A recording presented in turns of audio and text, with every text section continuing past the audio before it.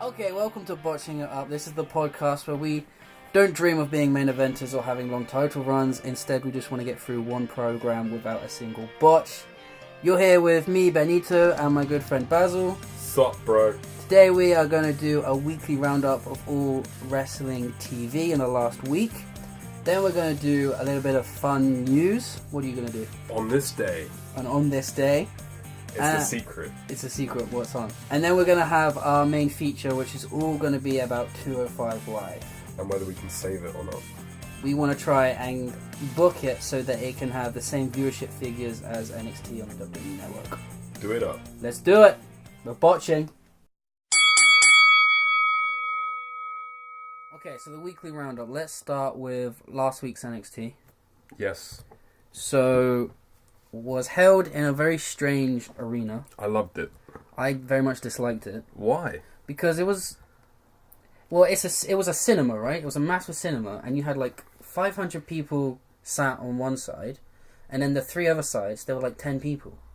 And then you had the Jumbotron on one side, and then awkwardly to the corner was the entrance. But that reminded me of like an old school bingo hall, or like a... kind of like the Bic, you know? Ooh. That's the sort of... really low down indie place. You remember you and I actually went to an indie show in a theatre, and yeah. the ring was on the stage. Well, yeah, I don't want it. That was bad. That was weird. That was probably one of the worst shows. But this NXT show, I don't know. I felt like the arena was even smaller than Full Sail. Yeah, and it looked like a really bad house show that they had taped. But no, I don't agree with you. I really like the vibe. It's cool when the show that you watch week in, week out goes somewhere else. It gives it a different atmosphere. I like that it was different. I didn't like the also the fact that they're traveling around all over the country and they're getting the same reactions everywhere. Yeah, they're in San Antonio, Texas this week. Yeah. No, I like the arena. I would rather go see a gig than a wrestling show there, but yeah, I thought it was cool. So, first match, we open up with Street Profits versus Riddick Moss and Tino Sabatelli. Yes. I've never seen them wrestle before, but the Street Profits are my new boys. I love them. They're okay. I briefly kind of know one of them, Angelo Dawkins, because he's been knocking around on NXT for a very long time. Mm-hmm. He's been a jobber. He's been in various tag teams. So he finally looks like he's got something going for him now. The only spot I really remember and I loved, there was like a sunset flip cannonball dive out onto the concrete. Yeah, I remember that. That was pretty awesome.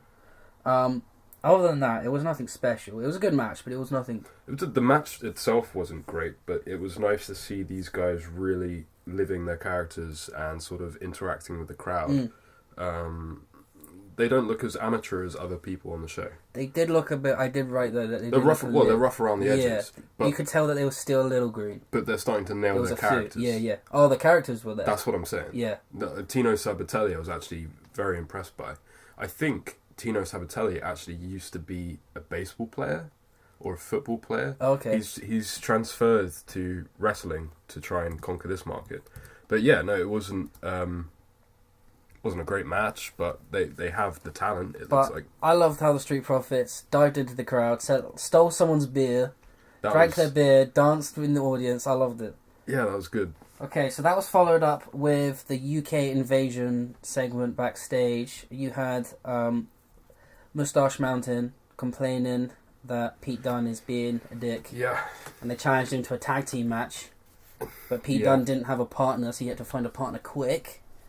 I noticed, that I never noticed before, that Trent Seven's actually not a bad talker.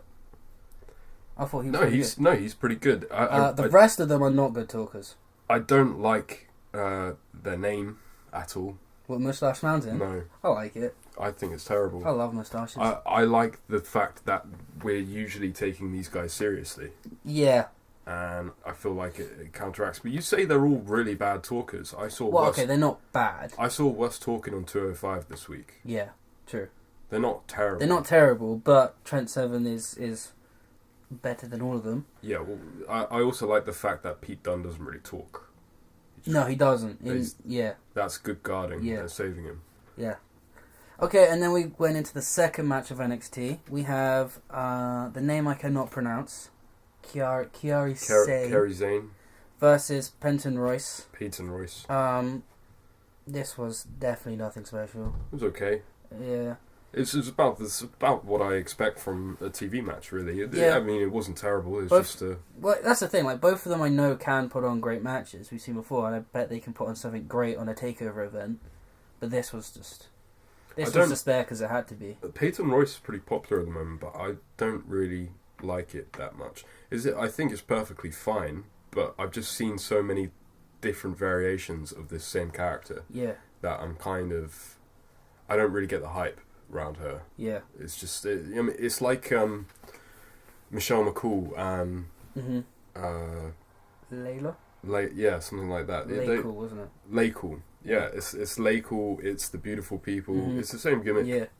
So obviously they're trying to push Sane. The match made her look good. I think she's the next person to have a title shot against Ember Moon. I think the long term here is Sane versus Asuka. Oh, one day. Years away from that. But they're definitely pushing Sane towards the next contender. Yeah, she's coming quick. So next, I thought was very interesting, and I did not realise, we had a TV advert for Ruby Riott versus Sonia Deville. Yes, this was last week. And next week... And they're having another match. Next week they're having a no-holds-barred match on NXT, while technically being members of the main roster. I don't really get this. I thought they'd got left NXT, but they're still... See, last week's matches were both the dark shows. Yeah. From the pay-per-view. Yeah. So it makes sense to use the footage. Yeah. Make a cheap show. And I thought that was it now. Now they're on the main roster, that's it. But they're going to do this match. Well, I don't think anybody's dying to see the finale of this feud. If you would have just left it there and let Ruby Riott go to the top and then just left it, nobody would have cared. I don't really know why they're doing the no holds barred. The only reason I could think potentially is to make them both look really good for an NXT audience. I have another theory. Thus for a WWE audience. I have another theory that whoever's booking the women's angles doesn't have confidence in them yet. So they're all still actively on an NXT roster. However, because they needed the two stables on SmackDown and Raw, they brought them up like as numbers game. But neither of them are the main person in the angle. The main one is obviously... Well, no, Ruby Riott's the main in the SmackDown. Oh, is she? Yeah. Okay. So, yeah, the whole thing confuses me a little bit then. Anyway, so then we got like one of these Twitter... Oh, let's look what happened on Twitter bullshit things. I did. McIntyre I think my brain... You ignore them, that. Yeah. So McIntyre's kayfabe injured. Just, he's off TV for a while. Just Was he kayfabe? Yeah, he's kayfabe injured. Okay. And Amos is going to celebrate his championship next week. Yeah, again, it's pointless. This show kind of felt like a good filler. That's what I was saying. It felt like they've recorded a house show because they hadn't recorded a proper show, and now they've put it on just because they put something on. It doesn't feel like the continuation of Takeover, does it? No. Last week was the dark show of Takeover. This week feels like it's just a random show thrown in. Because you've got Pete Dunne in your main event. What's going on here? Maybe Full Sail's got some like building works going on, and NXT just had to go film some shit. Maybe over there somewhere. Because it just screams to me that the proper show's next week. Yeah. So the main event was Mustache Mountain, which is Trent Seven, who has got a bit fat. Yeah. Versus Tyler Bate. Partnering with Tyler Bate versus Pete Dunne and Mark Andrews. Yes. Mark Andrews confused me. Did he heel turn in this match? I think he's a bit all over the place. Yeah, he's a bit all over the place too. I think who's a heel anyway? Well, Pete Dunne's heel.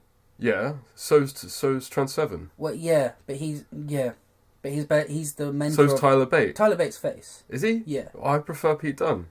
Just as a casual viewer, Trent Bate comes across as a bit of a dick. Yeah. Well, yeah. So this was a proper indie match. For the UK scene, this was a proper indie match with a lot of the small joint stuff and a lot of the mat wrestling. Yeah, fantastic. Followed by a lot of some flippy shit, which I just want to say, I think I might have seen the best move I've ever seen in my life. It was a Frankensteiner from Mark Andrews into a sit-down powerbomb. Yes. Pete Dunne. I saw this. I just want to say, I think if a tag team out there needs a finishing move, that is the best tag team move I've seen in a long time. Huh? Don't take it from Pete Dunne. Well, they're not a tag team, are they? What that and also on Pete top of Dunne. that, the fact that they're not a tag team, I'm sure they tag a lot around. Yeah, I'm sure they've worked together a lot. Yeah, Obviously. but what I'm saying is they've got some. All four of these guys got absolute chemistry. Yeah. They're gold in the ring. Well, that's the point. The whole show seemed a little bit kind of almost like a practice. Like they were like the fans were somewhat quite cold for an NXT event. They never got into it, and then halfway through the main event, like they really got into it like that. I also think a lot of it is to do with the fact that they don't really. That show wasn't necessarily packed to the gills with guys that you think when you think NXT. No, not really. The only one that has been booked quite heavily on NXT recently is Kairi Sane. Mm-hmm. Everyone else, they kind of get. I mean, the Tino Sabatelli guy, I think he started training about 6-7 months ago. They're really sort of green. They're just coming up. I've never seen the Street Profits before. I've seen them once or twice, but Yeah, they're not really heavily featured. Yeah. And they got a full 15 minutes on this show. So Tyler Bate won by beating Pete Dunne, which is very interesting. Seems like Pete Dunne beat Tyler Bate for the championship about 6 months ago. More than happy to have this carry on. Yeah, I feel like that's what they're aiming as well. Because that match they had 6 months ago was unbelievably amazing. I think that's just the main feud for the UK Championship still. I don't care whether you put Pete Dunne on Raw, SmackDown, NXT, 205, which is one of my plans. I don't care where he is. He just needs to be on TV. He's gold. I love him. He's doing some amazing things. He's actually early draft. Sorry, I'm just going to put it out there. I'm just going to throw it. We're not supposed to do this until later. Not yet, come on. He's my wrestler of the week. Oh! And too you know early. what? He might not even be on TV this week. Probably won't be. No. No. My wrestler of the week. Not mine. Although it's great and I love him. I wasn't expecting the finish to go that way. I thought Pete Dunne was actually going to win it.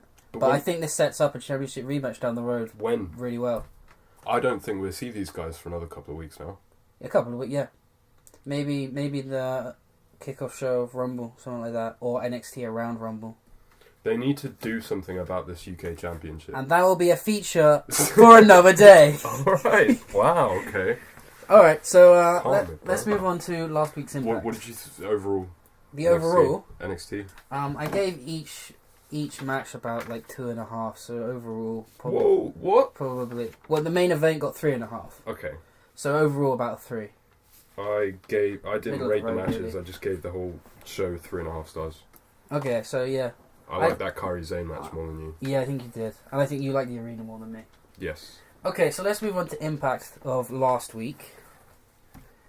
I have fully given up with Impact, so you take the reins. You tell me what happened. I watched it. I was a bit hungover. I don't necessarily remember much of it. Impact's quite a good thing to put on when you're hungover. What I really liked about this show was that they had hyped up the whole card a week before. I love that. WWE don't do it enough. They haven't done that for a very long time. They did it this week, but only 2 matches. Yeah, they only do like 1 or 2 matches But every now and then. no, the cool thing about Impact is that they just throw all the matches out there. They say, this is what you're going to get next week. And what was disappointing was all of these matches, some of them actually look pretty good.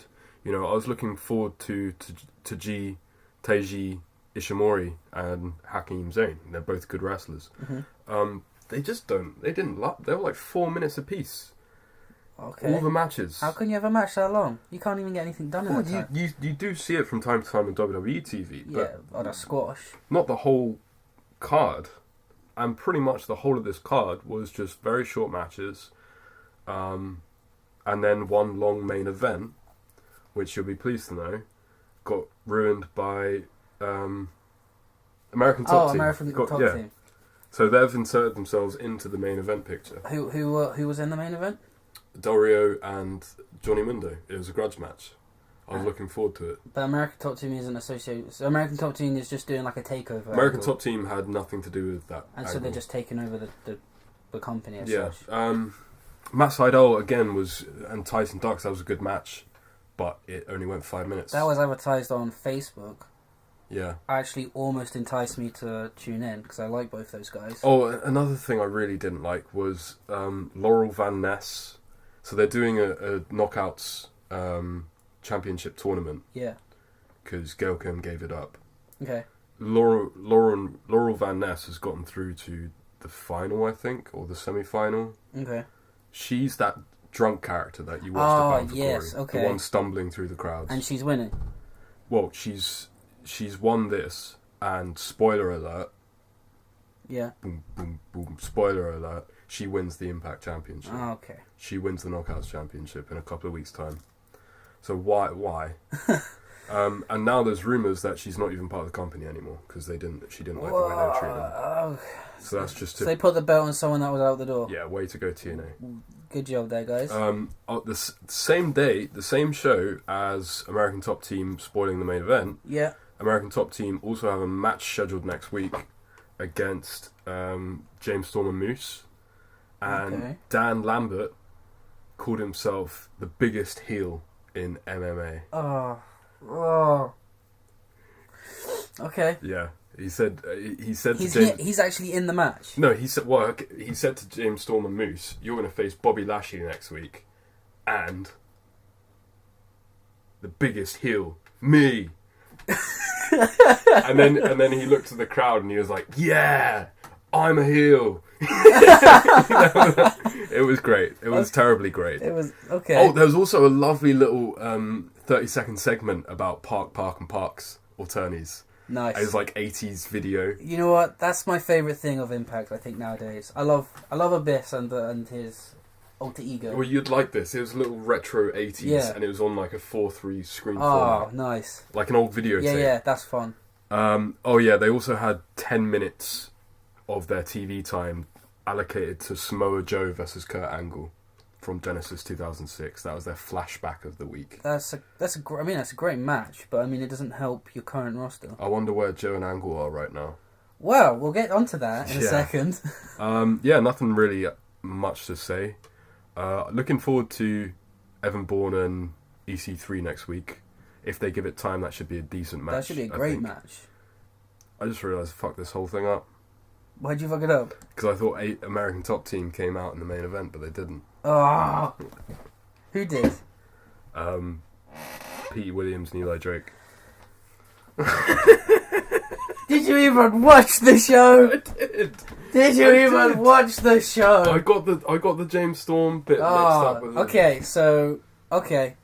So people interrupted all of the good matches on the that's Impact. Like they usually. Yeah.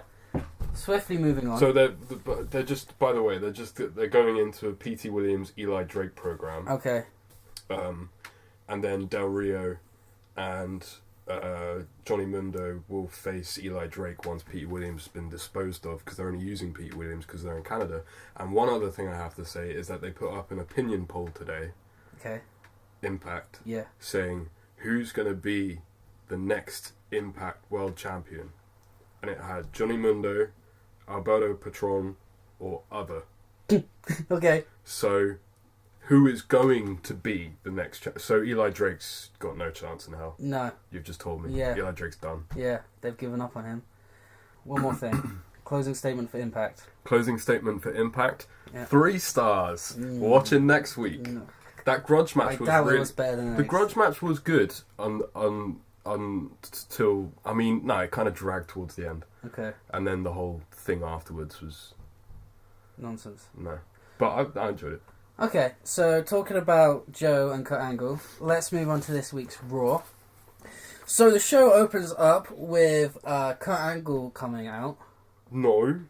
Show opens up with Roman Reigns. No, it doesn't. So the show opens up with Kurt Angle coming out. Yeah. Show opens up with Reigns. I swear.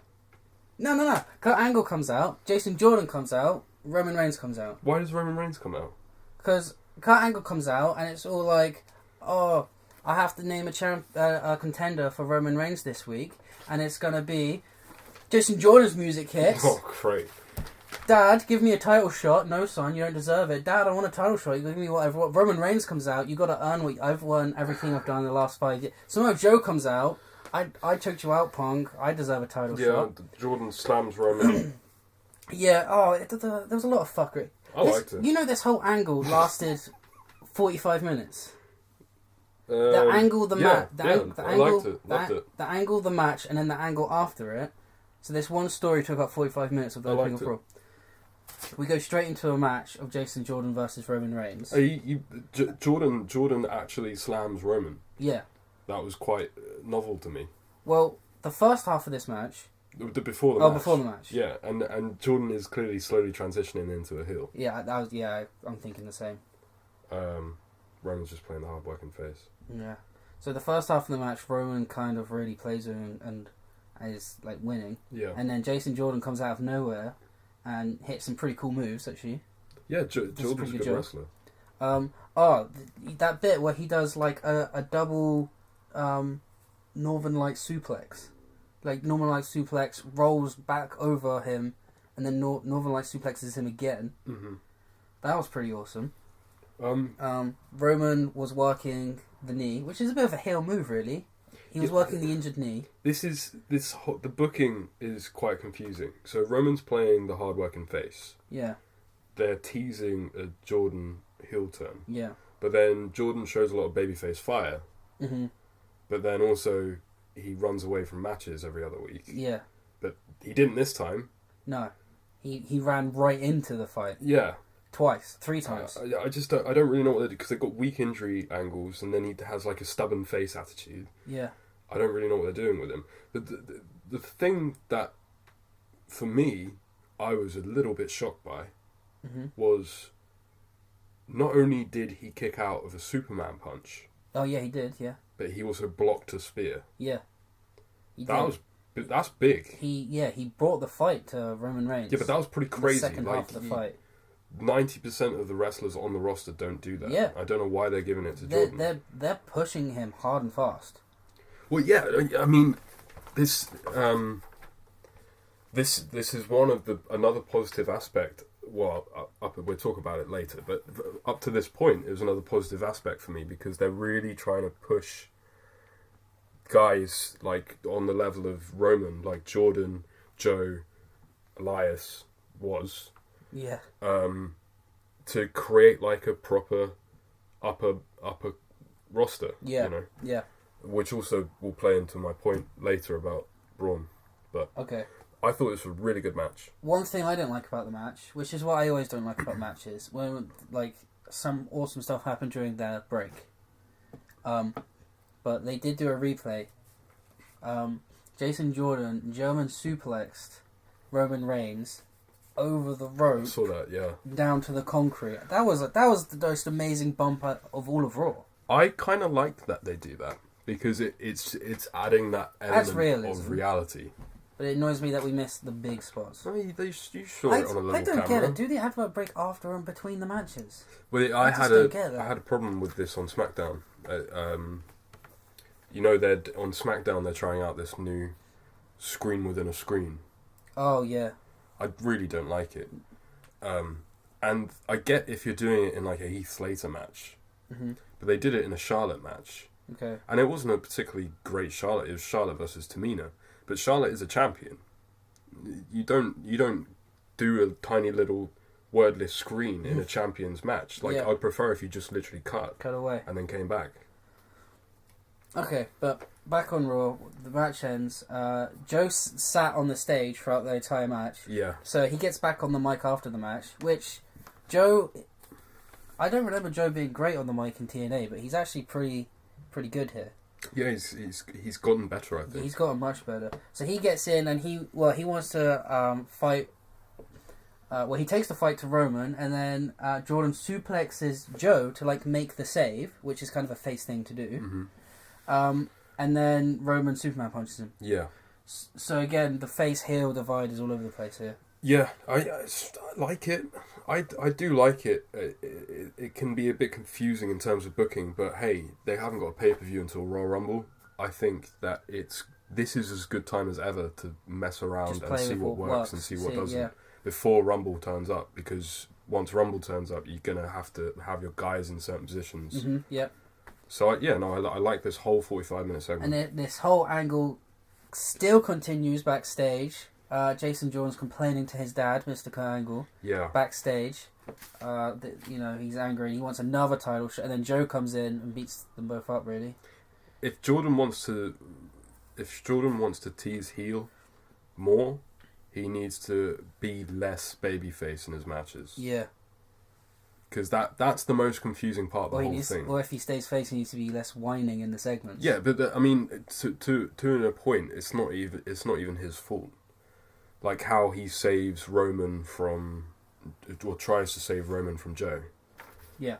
And then he goes and whines to his dad. Like it doesn't make sense. It's not logical.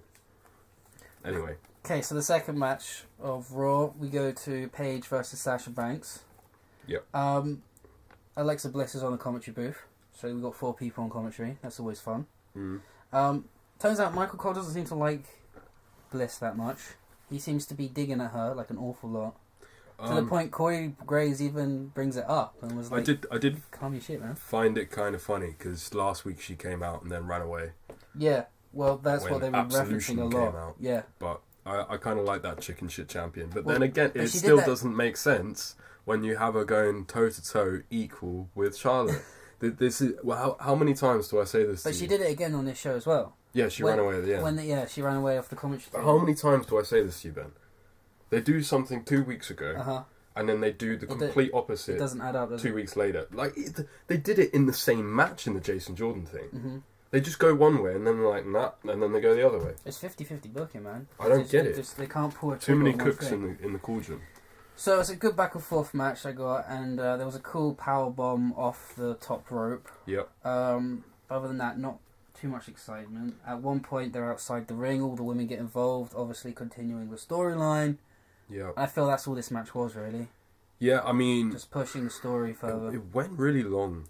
It went too long for what felt like a filler. I think this was a test to see how well Paige can go after coming back. It was her first singles match back, right? I think that's what it was. Yeah.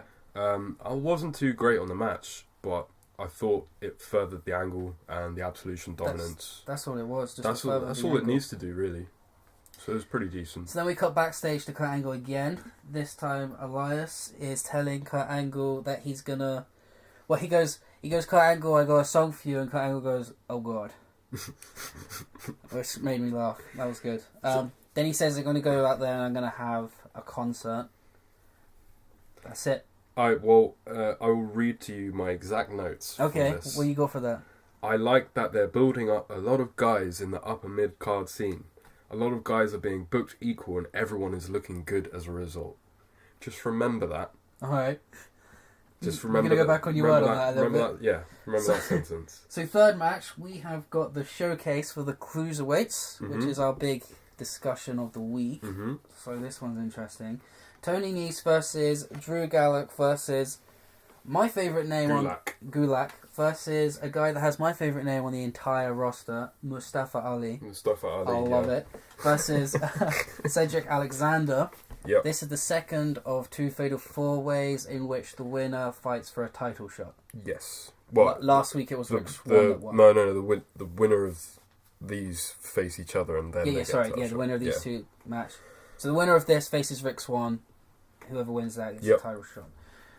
I just got that there was a ton of awesome flippy shit and cool spots. Right. Well, I thought it was a decent match. I thought it was a great match. It was completely lacking heat, which just shows you the problem with 205. Mm-hmm. Like the crowd just went dead. They were really hot. But it was a great match. It was okay. It was good. I wouldn't say it was a great match. It was a good fatal 4. I like the fact that they gave it time. They gave 205 time last week because you haven't been watching. Over the last couple of months, they give the 205 guys about 3 minutes each. Okay. So, I don't understand why 205's big matches are on Raw every week. Yeah, it doesn't make sense. But I think that's to try... It's an advert for 205. But and then you get to 205 and it's not exciting. Exactly.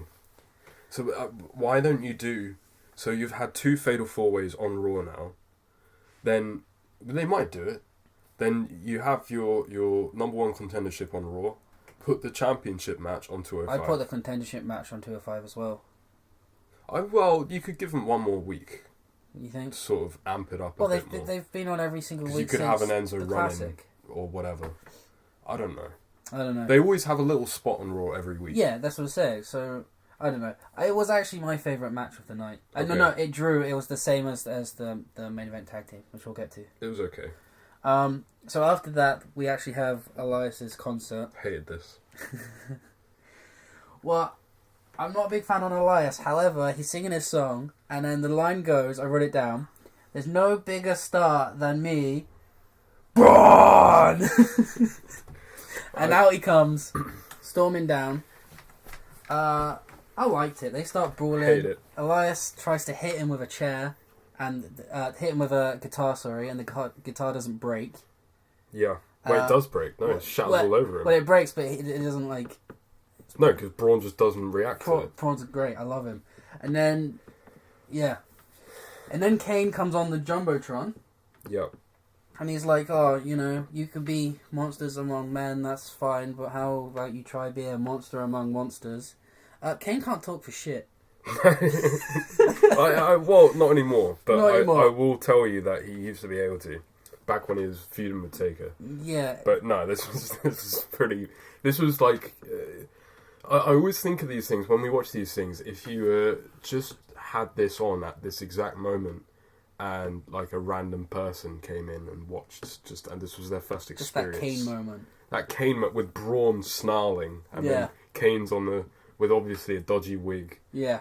Talking nonsense. And his mask has even got like a little like elastic bit. Yeah. It's not... Well, I loved it up until Kane came on the screen. I mean, I love the Kane-Braun angle. I think that's quite a clever angle to do. I don't think this segment... You know what I'm going to say, Ben? You know what I'm going to say? What are you going to say? Booking. Alright. Don't get it. Every week. You think I'm not on a major Elias mark? I like the fact that he wore a Chris Stapleton t-shirt. That was repping. But I'm not a big Elias mark. But if you give me some... I like logic. Yeah. So if you give me something, I will say, okay, I'll take your hand along here. I'll walk down this road with you. The Elias road. And then you pull the rug, the yellow brick wall under my feet and tell me, no, this is not where we're going. And it really annoys me. Because last week, you had a 50-50 equal match with Roman Reigns. Yeah. With Elias. Yeah. I actually said to you last week, wow, this was really equal. Yeah. I wasn't expecting that. And then you said, well, that's a good thing, right? Yeah. So what was tonight then? And now he got destroyed by Braun. And this was it. No more from Elias for the rest of the show. No, he just got destroyed. Destroyed by Braun in the way of Kane coming out and pursuing that. I would prefer a storyline between Braun and Elias. So last week, why did you put him, I think it was the main event. Why did you put him in the main event with Roman and make him go 50-50 for about 15 minutes? I don't know. Well, because if you're going to build him up, why break him back down? No, that was great. Don't question that. It was this week where the momentum is confusing. Yeah, but I just don't understand why you'd do it in the first place. I don't know. But this also made me raise the bigger point I have here. Okay. The bigger problem. Yeah. So you got all these guys, Reigns, Joe, Elias, even kind of Jordan down lower, but it's the same sort of periphery of guys who are being book strong, look good, and they're basically your main events while Brock's away, right? Yeah. So where does Braun fit into this? Braun's a different beast. But because Braun, I feel that Braun is meant to be this monster, right? Yeah. But I also feel in a way they're trying to protect him. They want Braun to be as big and have as much heat as his heat, I think, has dwindled slightly, but he's still massively over. And they're trying to preserve that for as long as possible. But that puts him in a strange spot. At the risk of him losing it completely if they continue to be so defensive with him. It puts him in a strange spot because he's got Kane, who, I'm sorry, you can beat up Finn Balor if you want, but I'm not going to think in my head that you're the same level as a Brock. Yeah. You're just Kane. Yeah. But that's fine. You've got a little thing going with Braun. What has Braun got? He hasn't got anyone. That's the problem. There's a vapid... If you're classing Braun above these guys that you're currently calling your main eventers, Braun is in like a nowhere zone where he's got no one to face, but he's better than everyone else. Which is why I was excited for a program with him and Triple H, where Triple H just... Braun is meant to be this big monster, right? And he's not been shown to be particularly clever. So this whole thing with Triple H could have been amazing, where Triple H was just outsmarting him, but Braun was out out muscling him, and those two just keep. But Triple H hasn't been seen for a while. I just feel like it's slightly jarring, because I get the fact that they want Braun to be booked so strong he looks the beast, like the top. I'm thinking they're aiming for Braun Brock. I don't know when. Yeah. But one day. But all I'm saying is, when you book Elias like that with Brock, and then last week you booked Elias like the way they did with Roman. Yeah. It's very confusing, and I think damaging to all parties. Yeah, it is. It's 50-50. You're going back on what you're saying, and it doesn't make sense. I think Braun at the very least should have sold the guitar shop. I don't. Oh, to put Elias over. A little bit. Yeah. Because he needs to. You've just destroyed. But him. I don't think that's Braun's doing. I think that's. I'm not blaming Braun. That's them saying, "Oh, Braun, you're a fucking monster. You got to no-sell everyone." But you've just destroyed Elias now. You treated Elias like Kurt Hawkins. Yeah. So what are you going to do with Elias when you need a guy like Elias to fill a spot? Well, we'll You're find going to out. have to rebuild him. You've just completely undone the work you did last week. Yeah. And next week we'll have forgotten about the This good annoyed work. me, Anyway, so we'll move on to the fourth match. Asuka versus Alicia Fox. I didn't even rank this match because it was more of a segment than a match. Yeah. It was essentially a squash. There was a sloppy squash. There was some really cool super stiff kicks though. She kicked her in the head. It's pretty cool. Yeah, Absolution came out afterwards after Asuka got the win, and Asuka backed out again. Before you say anything, because I know you will, I'm thinking Asuka's doing a heel turn here and she's going to join them. I don't like that. No, I know you don't like it, but I think that's... I don't like this angle. Because, I don't know if you noticed, but as she was walking backwards away from the ring, she smiled. Yeah. I don't like it. I don't get what's going on. Asuka's a better heel than a face. Sure, but she's just turned up. Yeah, to have her all over the place. This is my problem with Bobby Roode as well. It's the same thing we say every single week, and we've said about 5 times today.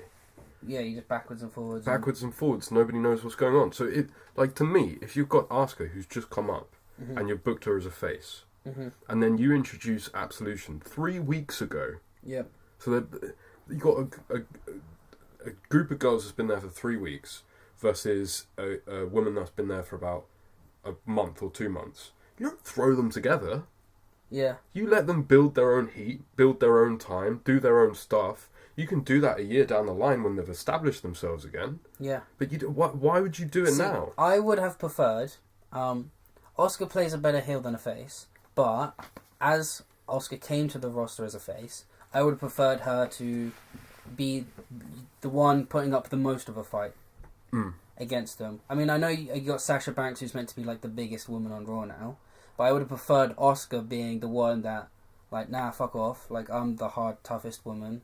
And her and Paige just going at it every week. Yeah, that would have been more fun. Yeah, that's fine. I have no problem. And then Sasha and Bayley could have stayed with Alexa Bliss in the kind of championship story. I hope they get rid of the Asuka Paige thing, heel turn thing, because I didn't really watch Asuka in NXT. You say she works better as a heel. Her matches were better as a heel. Okay, but she didn't talk much in just NXT. watching her going up to watching her from WWE level, which is where most people are. Yeah. She came across as a really good guy to me, like an undefeated, unbeatable, nice person. Asuka's amazing. I think she can work either. I'm just saying she's that little bit better as a heel, but she came up to the roster as a face, and you can't turn her within 2 months. But if you're too soon. Exactly, but also if you're keeping her face and she keeps backing off from these people that are demolishing the rest of the girls, and then you've got her handing a fucking bouquet to some woman on NXT who's... What's going on here? Yeah, so either she now becomes a wimpy face, or she has to turn. She can't become a wimpy face. There's no so way they're in backing hell. themselves into a corner, which is yeah. not a good idea. And then after that, Paige starts talking. So she lets Asuka walk away, and then Alexa Bliss is still in the ring. She knows she's about to get beaten up. Paige is all like, nah, we're best friends. Back like when I was having difficulties, you were the only one that looked after me, so I don't want to hurt you. And then the other two step in the ring. But these two, I thought it was actually a pretty good segment. Yeah, I liked it. I liked it. I don't really like Paige's mic work, but then again, I just don't think I ever have. But I like the angle. I like what they're doing with it. Yeah, no, it's pretty If decent. they continue with the strength, it's going to get good, I think. It was good. So the fifth match. Oh. Here we go. Finn Balor comes out. Everyone's excited. Versus Bo Dallas. The commentators literally say the Miz to Raj picked a fight with the most prolific available wrestler. Right. So the only person that's big enough that didn't already have a match was Finn Balor. So what I'm saying is the announcers told the viewer, Finn Balor's not doing nothing. Yeah. The Miz to Raj not doing nothing. Yeah. We put him in a match. What is again? I mean, you know that I'm not a massive Balor fan. Yeah. But Balor, up until he got the Wyatt stink on him, was hot shit out at that level of Roman Reigns, right? Yeah. So bigger. Yeah. So he got destroyed by Kane last week. Yeah. I wouldn't have done that myself, but fair enough, you're going to do that. He needs a dominant win this week. Yeah. So you put him in a competitive match with one half of the Miz to Raj. Mm-hmm. Yeah, this was a classic face-heel match where they both... Yeah, they were on the level. Which makes no sense. I mean, maybe they're pushing Bo Dallas, but it made Finn Balor look weak. Not to the... I don't think...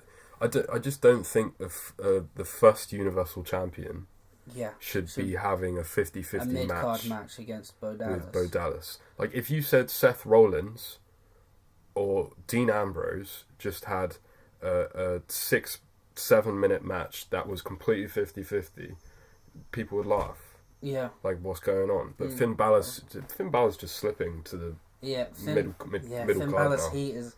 Because the match, the end of the match was, Bo Dallas controlled the second half of the match. And then, out of nowhere, Finn Balor flourishes.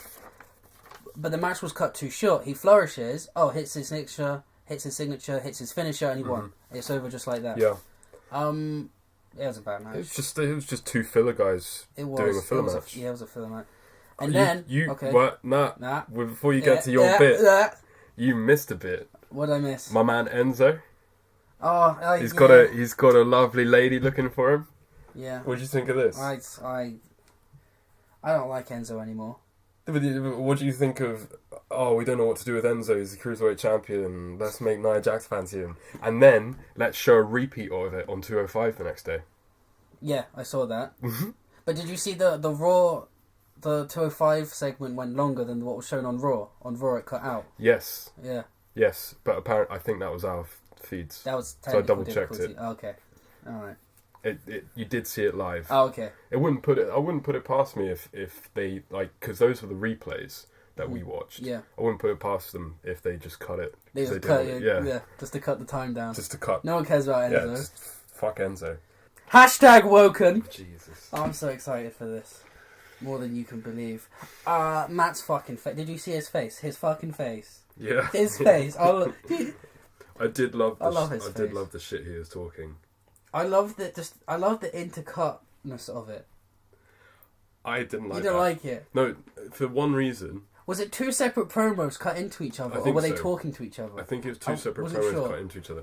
The one reason I didn't like this was Matt looked great. Yeah. But Matt is woken Matt, right? So he's woken Matt. He's like a comedy character. Yeah, he is. He's funny. It's funny. Then you got this. So you got woken Matt, who's like a funny, crazy guy, chatting shit. Yeah. And then you cut to like Bray, who's being all dark and serious, who's crazy and talking shit and serious. Yeah. It made Bray look fucking stupid. But do you know what's hilarious? On top of that is that this whole gimmick, the whole broken gimmick, is a parody on Bray, Undertaker, Kane, like that whole paranormal gimmick. This is a whole parody of that. So to have those two against each other, I think I like it. I mean, maybe Bray needs a bit of this. Bray is going to need. I think this is going to make Bray look really good. Hopefully, I'm hoping they're going to return. I hope that they're going to return him back to Bray about a year ago, and maybe even further back when he looks really strong. Or Bray will just carry on giving people his Bray stink, and the Matt Hardy Woken thing will be completely self-destructive. I like it. I like that they haven't gone broken. I like that they've played on it. Whatever. But they've that's proven, I think, already that they understand the gimmick and they understand that they can't just copycat it. They have to. But are you sure they just can't legally copycat it? What does it matter? TNA is about to go in debt. This The the whole reason that this is now happening is because WWE are no longer scared of TNA or of Impact. I don't think they ever were. No, but they were worried about lawsuits coming in, but now they have. There's no chance of that happening, so they're just doing it. I feel like at this point, this can go either way. It could be really good, really fun, and you could have Matt starting to work with other people, and it really takes off. Or Bray could kill it, like he killed Dean Ambrose's heat, like he's killed Finn Balor's heat. I love Bray. Randy Orton. If we can bring Bray back, that'd be great. Well, one thing I noticed was, in between the babbling, Bray said something like, "This guy's too crazy, I need to take him down because he's just too crazy, don't listen to him." Yeah. What if this is the end of the Bray character? Okay. What if Matt beats him, Bray starts to realise... What if Bray becomes broken? I reckon that will happen. Or Bray becomes woken. Yeah. Something like that. But no, I mean, the only thing I've got to say about Bray is I missed that Texas Chainsaw Massacre brown apron. Want that back. Their face, the manacle laughing at the end, where they're both laughing. That was good. That was funny. I assume this is your moment of the show. I love this. This was great for me. Yeah. And then it cuts out, and then both Cole and Corey Graves turn to Booker, you care to interpret what just happened? And Booker says the speechless like, damn! Main event time, yeah? Yep. Let's go to the main event, the Tag Team Championship. The Shield, Rollins and Ambrose versus The Bar, Cesaro and Sheamus. Mm-hmm. I'm going to go with you on this first. So we've seen these guys a hell of a lot. Yeah. But they keep managing to maintain interest, I think. It was an interesting match. Another thing that I really enjoyed for once was that it was a big fight feel. It had a good atmosphere, the crowd was into it. It felt like an actual main event. Yeah. And it was nice that it's the Tag Team Championship that's main eventing. It made the Tag Team Championships feel like a good deal. I liked it a lot. I didn't like the finish. Yeah, I was going to say, it was a great match, but I think the finish let it down. Yeah. Well, the way it originally ended, I didn't like it, but I didn't like it as a mark, you know? I think it was an okay finish. You know how it was just a DQ, whatever. Sheamus cheated. Yeah. I thought that was... Although that did annoy me because Sheamus, nobody cheated. Sheamus just came in and beat either Rollins or Ambrose. Yeah, but the ref was just like, 1, 2, 3, 4, 5. You know, because he wasn't the legal man. That's happened a lot before. But yeah. Whatever. Yeah, no, I get you. I agree with you. That was an okay end to it. I didn't like Kurt Angle coming out. Oh, it's no DQ. And then Joe... Got a crowd pop, though. It did. Well, that's because Kurt Angle always gets a crowd pop. I thought it was... Joe runs out. Roman runs out. Everyone starts... It gets a bit crazy, and then they steal the win, and the Bar are still champions. It's an Angle continuation. It is. I don't like that idea because I like the idea of having the Shield as the Shield. Yeah. So they have Shield matches, 3-on-3s. Yeah. But then they also have separate feuds going on. Yeah. I don't really like the worlds crossing over. So like, you know, I don't want Joe coming out and knocking out Dean Ambrose in a tag team match. Just like I don't... This doesn't make much sense. I don't want Cesaro coming out in an Intercontinental title match and knocking out Reigns. Yeah. Because my next point was, really like that. You reckon we're going to see a 6-man tag next week? Yeah. Easy booking. Easy. And they actually did that in the Dark Show afterwards. They did? Yeah, so that'll probably just be next week's. Yeah. What have we got for next? We got Kane versus Braun. Yeah. I reckon this 6-man tag will happen. and the number one Elias will contendership. probably, like, the way he's going, he's set to win the championship Elias next week. versus Finn. Who can lose the most heat? Let's go. So that was the Raw. Yeah. Did you enjoy Raw? I did enjoy Raw. Okay. I at the time I really enjoyed Raw, but you, as usual, you managed to anger me while we're talking about it. So I'm gonna knock it down a little bit. But no, I thought the show was paced well. Yeah. And I like the fact that most of the matches were given a lot of time. Yeah. Which you don't usually get. You usually get 2 hours 20 minutes, and it feels like they're stretching it out. Yeah. Whereas it felt perfect today. I actually enjoyed a lot of the segments. So yeah. Which doesn't always show. happen. Good show. It was the best show in a while. So what's your ranking? 3.5. Yeah, I gave NXT a 3, right? Yeah, I'm giving NXT a 3 now. Okay, so yeah, I give this about the same as you then. 3.5. Until the Finn Balor, Elias stuff, I actually had this at a 4. Nah, wasn't that good. For Raw, you haven't watched Raw recently. Okay. I got lower expectations than you. Now I'm not sure I'm ready for this, but hit me with your SmackDown review. It wasn't atrocious. Okay, that's a good start. It wasn't anything. Oh. It was just complete filler. Like, complete filler. Well, really. the whole week show was a pretty filler. much. Alright, give me a rundown. What happened? So you got Owen Zayn come out, talk shit about Shane. Okay. Orton Arcos Owens. Shane makes a match, Zayn versus Owens, and Shane makes a match, Zayn versus Orton, and Owens has to have his hand handcuffed to the rope. What? So that's your main event. That. They set up our main event like that. Yeah. Okay. Another thing I wanted to say was SmackDown is the one with a pay-per-view in 2 weeks. Yes. Not only this opening segment, but the whole show felt like this show was treading water. It felt like Raw that had a pay-per-view in 2 weeks. Yeah. This was nothing. Another thing I want to Okay. say, which really annoyed me, was Clash of Champions. Mm-hmm. Right? So a little bit later, I'll just skip a tiny bit.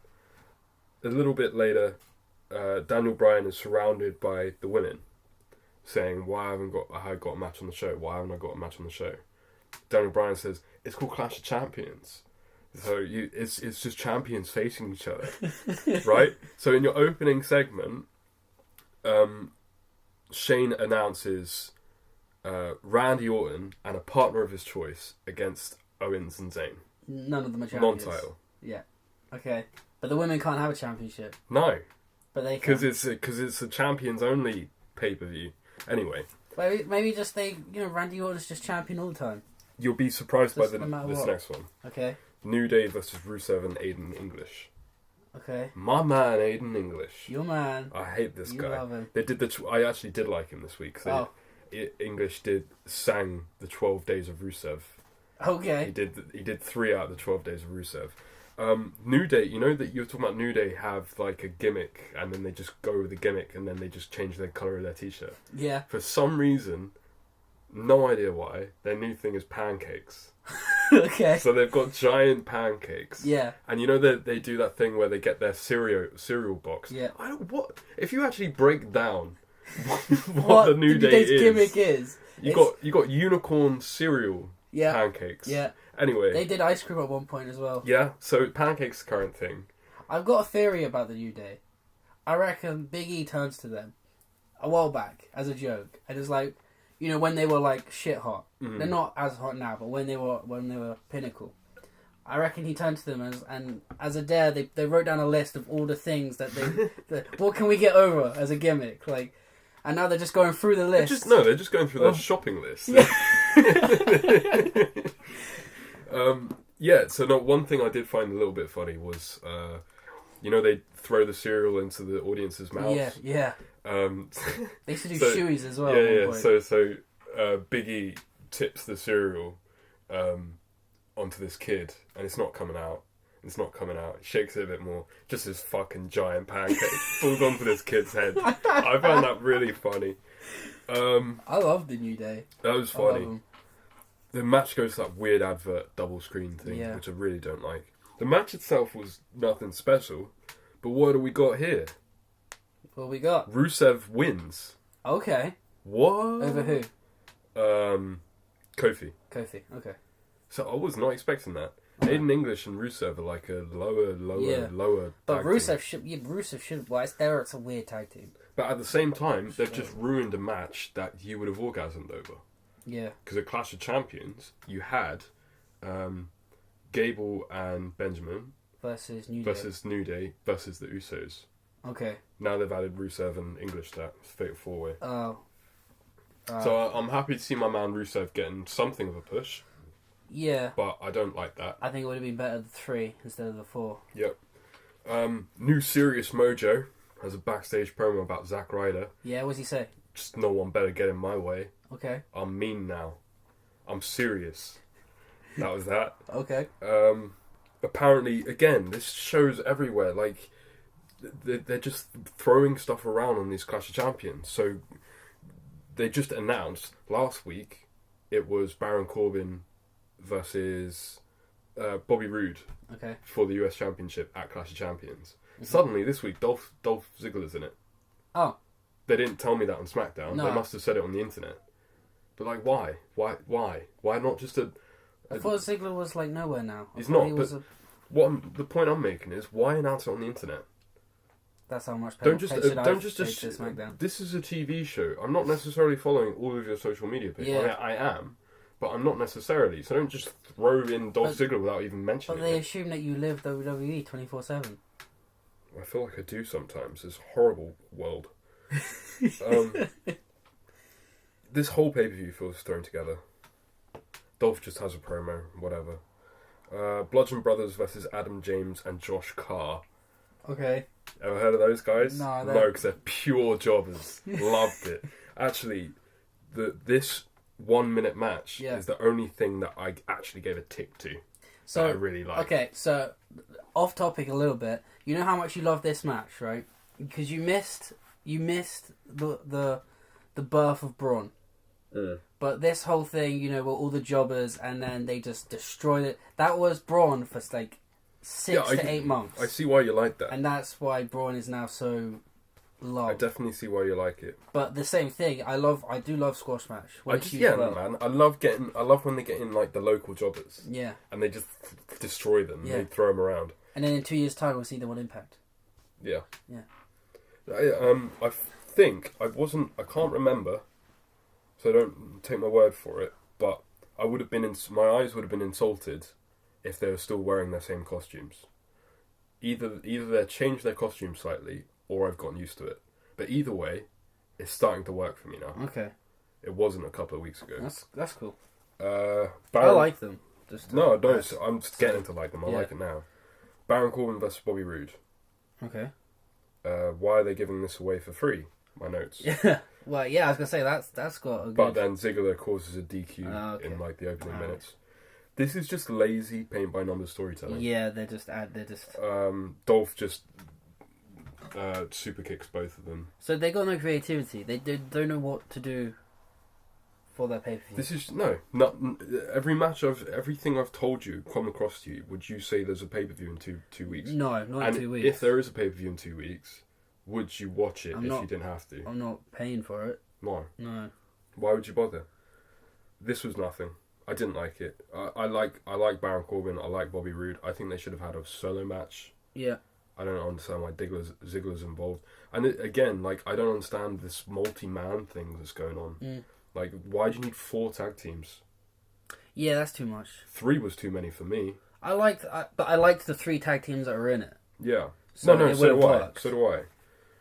Clash of Champions, WWE Championship preview. Here we go. That was what we got. Oh. AJ and Jinder, for whatever reason, were not on the show. Oh. So your main event wasn't here 2 weeks before the show. Okay. Neither guy. Like, usually, sometimes one guy is there and the other isn't. No, they just showed a promo video. Just come out and talk shit, at least. Charlotte versus Tamina. Most of the match was in that double screen thing. It was a pretty fucking terrible match. It was some of the worst Charlotte stuff I've seen in a long time, and I blame that completely on Tamina. I don't know why Tamina gets the push that she's got. I don't get it either. She's not great. It was nothing special. No. Riot Squad comes out, and a couple of other girls come out, and they fight each other, because they've just announced Charlotte versus Natalya and to get all the women on the pay-per-view, they're doing a lumberjack match. Okay. So whatever. Okay. Sami Zayn Keeps everyone versus happy, Randy I guess. Orton. TV match. And Kevin Owens is handcuffed. Kevin Owens is handcuffed. This was a TV match. It wasn't anything.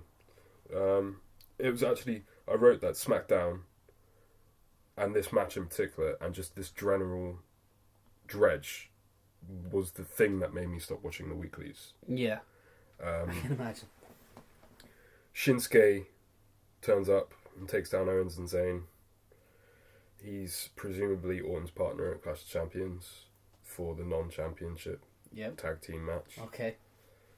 There isn't that many championships, really, to have a whole pay-per-view, if you think about it. No. They've only, they got 3. I don't understand it at all. It's just a name grab. And if they borrow the Cruiserweight, maybe. It's just an old name grab from WCW. There's no point to it. Yeah. It winds me up. And by the way, I looked this up. Okay. Clash of Champions. Yeah. So this is like a special thing. Yeah. So you've got your WWE Championship, your SmackDown tags, your US, and your women's. Mm-hmm.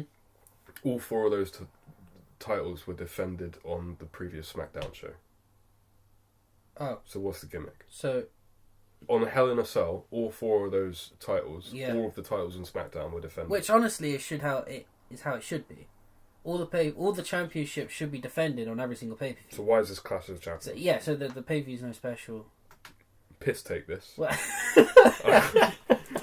I have to sit and watch this every week. You just get a 10-minute recap. Anyway, the most interesting part of the whole show happened right at the end. Okay. Shane and Daniel Bryan are Yeah. standing in the back.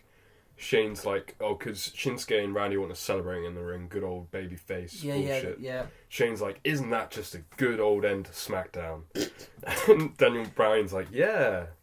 And then Shane's like, Daniel Bryan says, are you going to stop punishing Zayn and Owens now?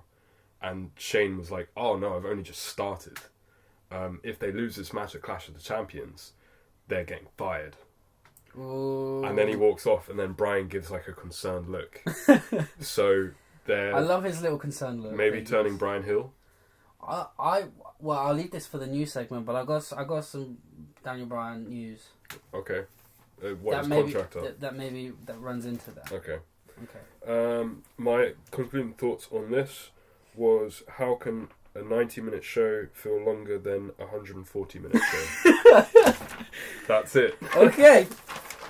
So, immediately from watching that, did you tune into 205? I did. You did. I had Let's about do a it. 5-minute smoke break. That was it. Well, you needed it. Went straight back in. So, straight to 205. Crowd's dead. Crowd's knackered after watching that fuckery. Yeah, I know. I own it. I honestly don't blame them. Like, because you said to me the other day, Raw and SmackDown, they don't make it so that you're supposed to watch them together. Well, I didn't, motherfucker. I watched Raw one day and SmackDown the next, and SmackDown was still the absolute dregs. Yeah. So anyway. I think it was better when it was Monday and Friday split as well. Yeah, at the moment I'm feeling for this crowd because I'm a part of it. So... Shit ass. So Gulak comes out to start 205. Yep. Talks a lot of shit about being the leader while Enzo is away. Yeah, good promo this. Yeah, the promo was good. However, did he have the microphone the wrong way around? There was some weird noises coming out of it. See, I didn't notice the noises. I was going to talk to you about this. The crowd started chanting, "We can't hear you." Yeah. So presumably he doesn't know how to hold Enzo's mic. Yeah, and I think we heard him through the camera in the ring with him. I think he had the microphone the wrong way around, and the audience couldn't hear him. But what he actually said to the TV audience was good, right? Yeah. Alexander completely interrupts him to start the match. I thought it was pretty cool, like the heat on the two guys there. Mm-hmm. I kind of like this little story, like this little feud between what's going on here. With the Zoe Train and the other guys. Versus, specifically Rick Swann and Cedric Alexandra. You know what happened? We'll get to it in the main event. Okay. So the match starts off. Do you mean Cedric Alexander? Yeah, sorry. What did I say? Cedric Alexander. Yeah. And Rich Swann. Yeah. When are they When are they having heat? No, those two are tag team. Oh, right, yeah. Yeah, No, you said they were having No, heat. those two against... Okay, so, no, yeah, sure. Before the match, Gulak gets the soft catchphrase wrong, which I feel He did that on purpose. Yeah, I know, and I loved it. But Okay. I'm just saying, I feel the audience didn't quite connect with it quick enough. No, because they're dumb. But where is this from? But I saw it on TV and I thought it was quite funny. Where was SmackDown from? You wouldn't know, you didn't watch it. No, I don't know, I didn't watch it. Opening match, Cedric Alexander versus Noam Dar. Yep. He, kicked his head off at one point, outside the ring. Yeah. That was a nasty kick. This is your first experience with 205, right? I've watched a couple when it first started a long time ago. It's my What first... do you think of Noam Dar? Oh, I know Noam Dar. I like him. Oh yeah, I like him too. I love him. Actually. He's one of the better ones in the little stable they got with Enzo. Yeah. I think. My problem with the match is that all the emphasis was on the commentary by Gulak, and it was taking away from the match too much. To be fair, the match wasn't that exciting, though. It wasn't an exciting match, but there also wasn't much reason for this match to exist. No. So by having the importance placed on Gulak, you're at least furthering his character and the Zo-Train thing. Yeah. But yeah, no, I understand where you're coming from. I don't like when people do that either, but I thought there was a reason for it today. Well, and the reason was the finish of the match. Noam Dar tries to go to the top rope. Gulak loses his shit, shouting at him that's a no-fly zone. He has to get down. They've talked about this. And that ends up him losing the match by being distracted. Starting to think that Gulak might be like a cipher for Vince. Okay. Like that Gulak is Vince. Vince is just writing his words down for a script. So he doesn't want the crowd to chant, neither does Vince. That's why he puts it on after SmackDown. Yeah. He doesn't want the cruiserweights to do any high-flying moves, neither does Vince. That's why it's a watered-down bullshit version of WWE. Yeah. I feel like that's happening. Maybe subconsciously. I like Gulak, and I like him a lot. I feel like he's really misplaced in this Zo-Train thing. I actually want him to win against Rick Swann and go against Enzo. I think that's going to happen. Split from the stable. Because... he doesn't fit into it. No, Gabba Gulak is like the guy that everybody mocks. Yeah. So he's going to turn around and say, damn it, I'm the man. But I don't know whether turning him face would work. I think it will. Because his gimmick is not very a face gimmick. Yeah, but the people that have been watching for quite a while, like me, he's like the most interesting thing on the show now. Well, already I can see he's the most interesting thing. And that's stupid, considering it's a cruiserweight show. Yeah. And he's just acting like a normal heel that doesn't like cruiserweights. Yeah. Yeah. You know. Which is why I think him being face wouldn't work. I think him heel against other face cruiserweights would be good. But he has to split from the Enzo storyline. And you can see why Gulak is the most interesting thing. This backstage promo... Yes. With the faces well, making absolutely terrible jokes. I literally wrote down the faces discuss nothing of importance backstage. I've got cheesy, bland, hokey jokers. So yeah, Rick Swann has an interview. Nothing exciting. We go into the second match. Yes. Brian Kendrick versus Gran Metalik, who is kind of revenging Kalisto because they both wear masks. Was the storyline here? That is the story. I don't know if he's a good talker or not because he can only talk in Mexican, Spanish. He seemed quite intense. I think he is a good talker. I like that Nigel McGuinness questioned what a pinata was. Yeah. He's like at the beginning of the match. Yeah, he's basically saying this is not fully translated. So, so I mean, I like Brian Kendrick. But I feel Metallic was the star of this match. Yeah. It was a good match. Does anybody remember the fact that Gran Metalik won the Cruiserweight Classic? It's just been forgotten by time. Yeah. Because he was on main event last week, and before that, we haven't seen him for about 2 months. I thought TJP won the Classic. No. Oh. Gran Metalik won. So I don't even remember. TJP and Gran Metalik, your two finalists in the Cruiserweight Classic, have been off TV for the last 2 months. Yeah, TJP's been nowhere. He's sitting at home. Because injured? No, they've just got nothing for him. Okay. So you might as well have a holiday. Yeah, it was alright. Nothing special. I don't like the fact that... I think they both look strong, though, because he knocked him out cold to finish. All right, yeah. He didn't tap out, so they both look pretty good at the end there. Why is everything on 205 an alliance or an allegiance? Yeah. Or a tag team? Everyone's friends. It's a bit silly. A little bit. Yeah. It's a bit over the top. And about that, we go to another segment of the Zo Train. Mm-hmm. Keeping on it. Talking backstage. Why is Daivari always counting money? It's his gimmick. Yeah, but surely once he's counted it once. Because he's part of the zone. He knows how much he's got. He's just slow. Does he forget every 20 minutes how much is on him? Somebody should raise that. I've never thought about it like that before. Gulak compares everyone to the Justice League of America. He did that last week. Oh, did he? It's the exact same thing. I thought it was funny but kind of stupid. Yeah.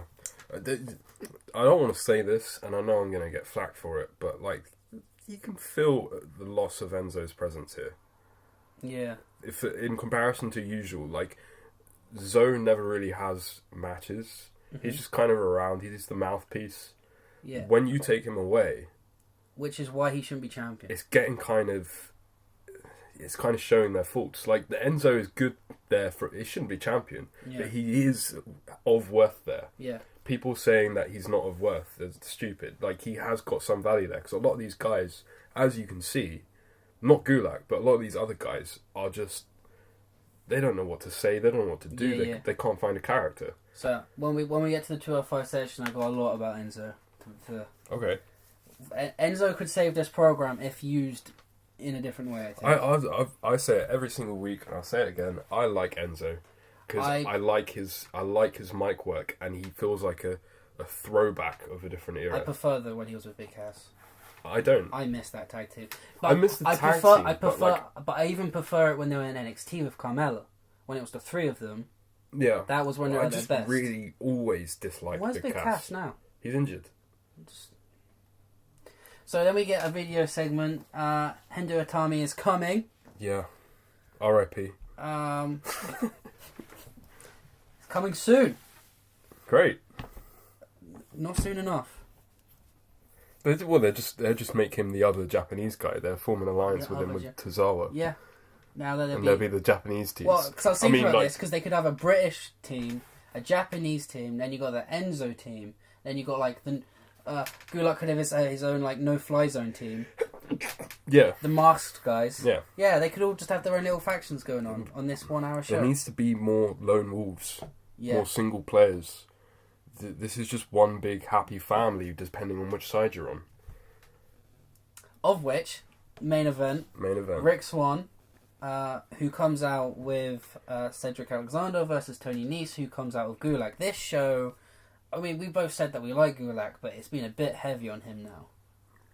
He's been involved in pretty much every single segment. Yeah, but because basically what's going on here is usually Enzo's job.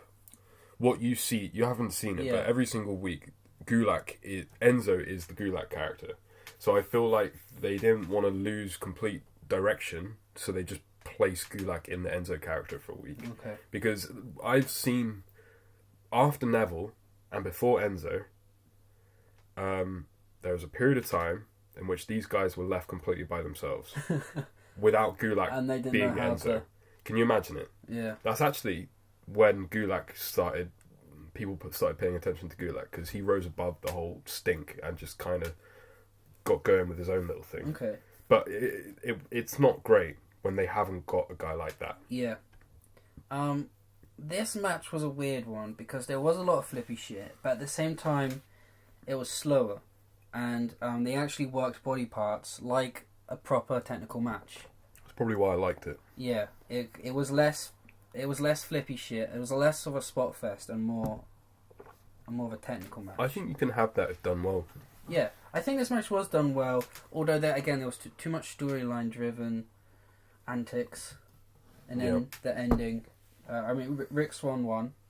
Yeah, and then the ending was the Zo Train brawling with the two guys in the ring, and then Mufasa and Tozawa came out to defend their honor. I mean, I haven't really got anything to say. It was a okay match. I thought they made the number one contendership match feel important, which was good. Yeah, well, the whole show was building up that. Yeah. The one other thing that I wanted to say was, did you see that they announced 3 tour dates? Yes. I think that is Vince's way of killing off 205. They're going to make it just a live show now. Because he can't... I think he's too stubborn to cancel it. Okay. Or somebody else is controlling it. Because otherwise he would have gotten rid of it a long time ago. And he's going to do these 3 dates in which nobody's going to turn up. And then they say, well, didn't do me any numbers, so it's gone. Because you know that 205 doesn't even break the top 10 watched of the week on network. Wow. About 4 of the spaces, like 7 to 10, are WCW pay-per-views. And 205 is like number 13 or something Well, that's like our goal later, to try and bring 205 back into... It's a hard battle, bro. So, that's 205. That's that. It was alright. A lot of these shows, like, I can watch, but I forget about them. If I didn't make notes, I'd forget about, half of the stuff that's gone on. So, away from WWE. Oh, we Ring of Honor. Okay, so Ring of Honor. I'm actually not going to sell it. This show wasn't as good as the previous show. What? A bit like NXT and SmackDown, it felt like a little bit of a filler show. You raised this. I do. It was still a great show. Okay. So we're 3 weeks out from a major pay-per-view Final Battle, which is one of their biggest pay-per-views. Of the year? Yes. Yeah. And it's going to be, I think, the week after Clash of Champions. Okay? Yeah. This was in a very strange arena. It looked like a conference centre rather than an arena. The ceiling was quite low. So I'm a complete noob, so they usually travel around, do they? They travel around, and usually they're in, that really famous hall in New York, the ballroom. They're usually in Hammerstone. They're usually in venues like that, right? Yeah. They're usually in venues that look really beautiful for wrestling. Yeah. This one was really strange. It was like they're in a hotel conference suite. Probably were. They probably were. I mean, there was still at least 800 people in there. It was still packed. But it was just a bit strange, okay? Anyway, so the first match is Beer City Bruiser. Okay. Don't expect you to know who that is. No. Versus the villain Marty Scurll. Yes, seen him a couple of times live. You like him, right? I do. I love him. I love his gimmick. I didn't know he was in Ring of Honor. He's also part of the Bullet Club. Last time I saw him, he was facing Del Rio in a sports gym in Portsmouth. Well, I was against Marty Scurll that match? Yeah. Oh, man. It was good. Anyway. So heavy emphasis on the Bullet Club, this match. This was actually match of the night for me. It was pretty good. Beer City Bruiser is like £300. He's huge. So they were playing up the fact that Marty Scurll couldn't knock him down, right? Yeah. So they kept fighting outside the ring where Marty Scurll could kind of do some shit against the guardrail, and he was like throwing him onto a chair and like slapping him against a chair and stuff. It was pretty cool stuff. Better than SmackDown. He was doing a lot of... he did a flip onto him, knocking him down, and then towards the end of the match, Beer City Brawler did a cannonball flip to the outside. Bruiser, sorry. Did a cannonball flip to the outside. Wow. But missed. Guy's big as that. Yeah, he missed, landed back first on the concrete. It looked like it hurt.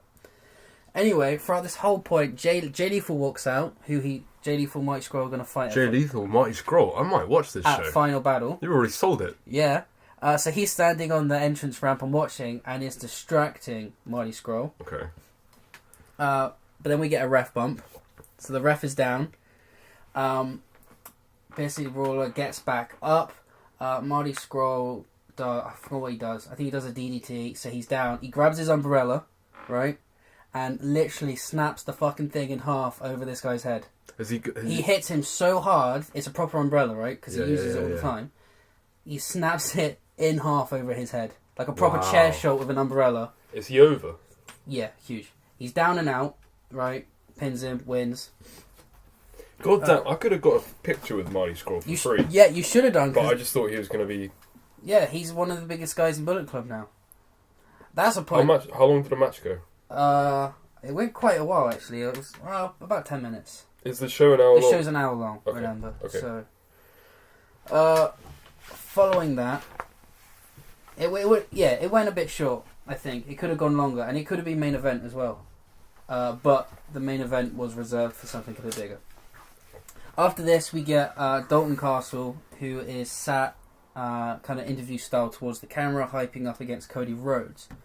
Now, I know you don't watch Ring of Honor, so Ring of Honor have more of a Japan style of building their feuds. Yeah.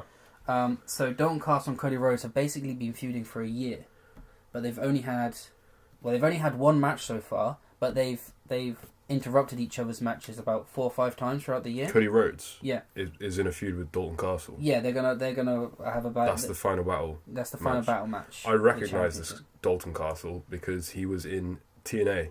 Yeah. For about probably a month. Yeah, he's quite a big deal in Ring of Honor, but not really anywhere else.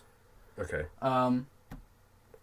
So that's gonna be exciting. I think it's gonna kind of be a blow off of like a simple feud, you know. Yeah. It's been told. With just classic storytelling. Yeah, sort of thing. yeah, real. So then we get a replay, which I'm a bit upset that Ring of Honor are doing this. They don't usually do replays a lot. They kind of replay like, you know, what happened back then, but they don't tend to repeat like a whole segment. But they did, but I missed the segment when it happened, so I don't mind. When was it from?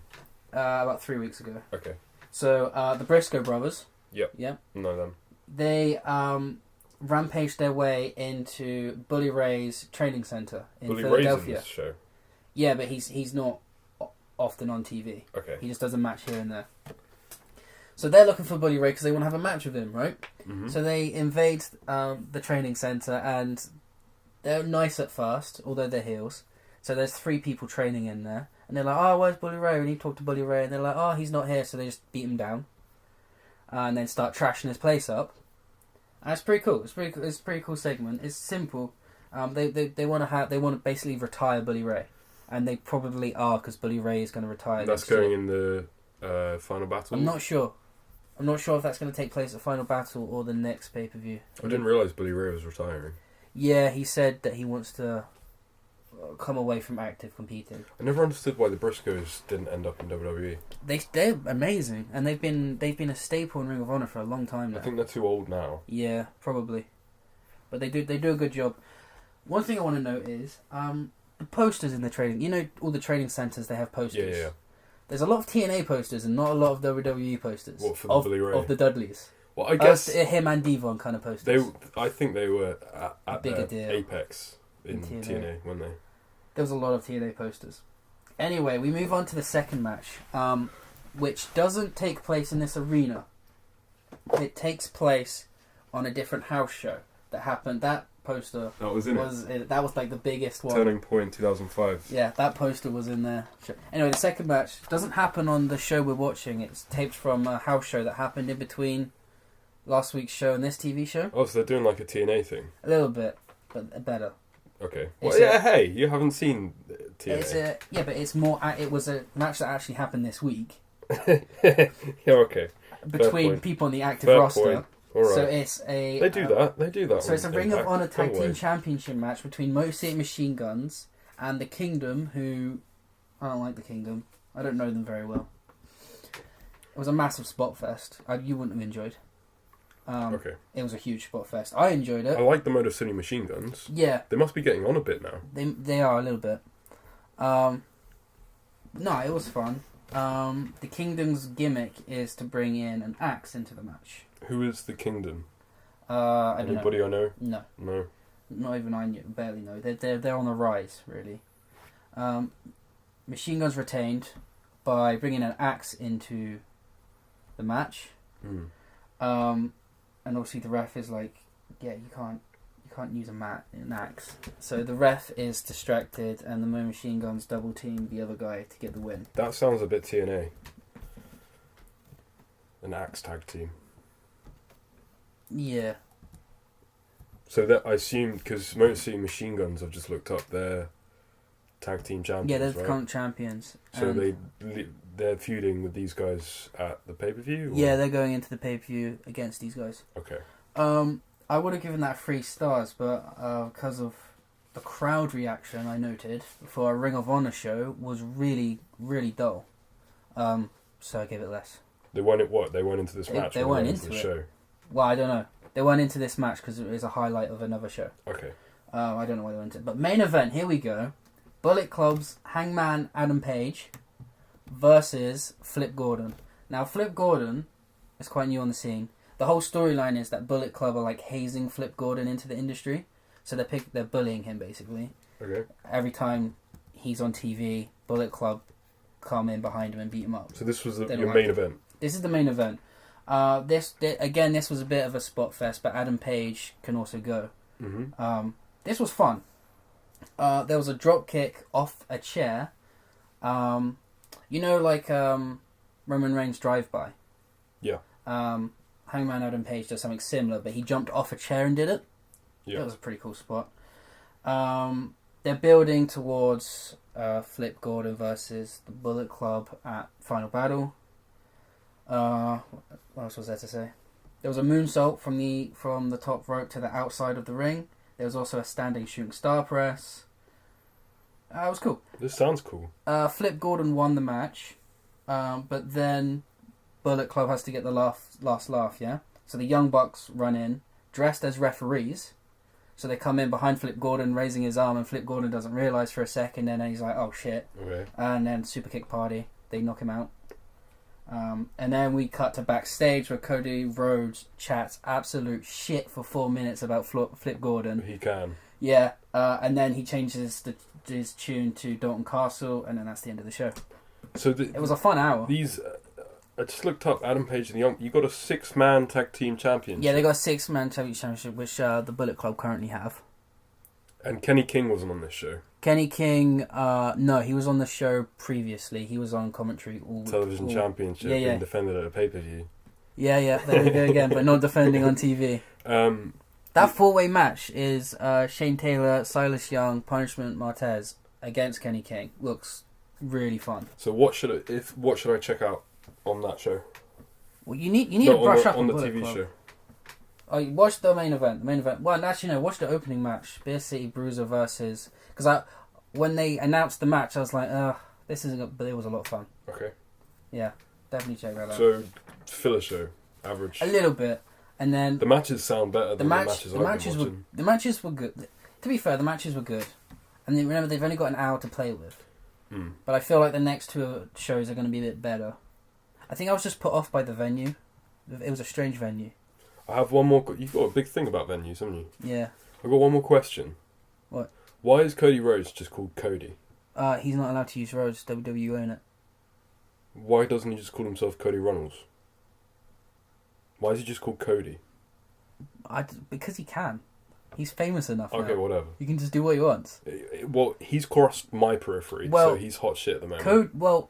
The thing is, he's officially named Cody on all the paperwork, on like the visuals and everything, but the commentary teams all continue to call him Cody Rhodes.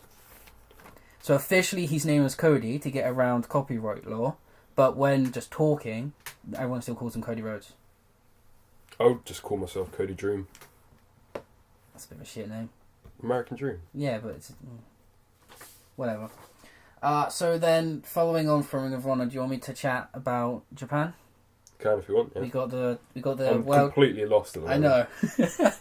We got the World Tag Team League happening at the moment. I think they're on day 10. So they've got like a mini. It's like the G1 Climax. Yeah. So is this like a mini? Is this like a pay-per-view split over many days? No, it's like a road to a pay-per-view. So it's like a load of house shows leading up to the pay-per-view. But the G1 Climax is the only thing I ever hear about. Yeah.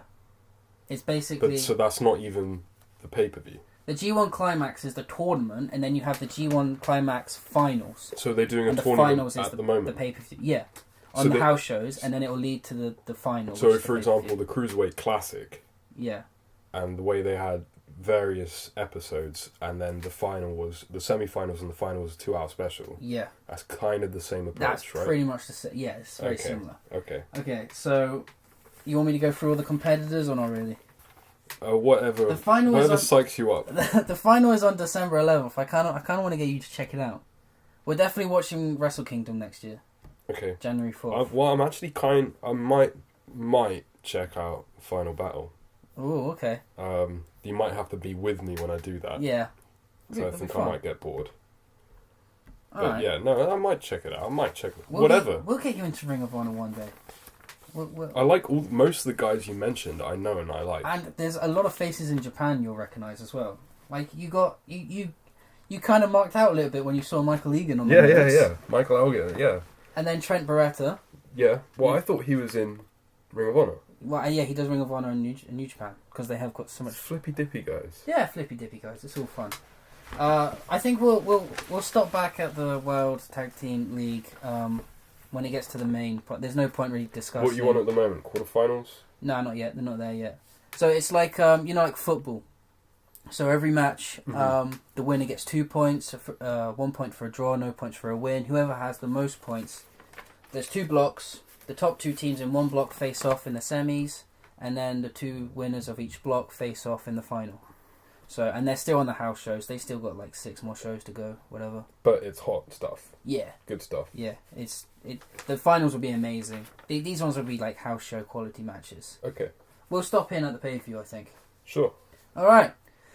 So that's our weekly rundown. Best wrestler of the week? My favourite wrestler of the week...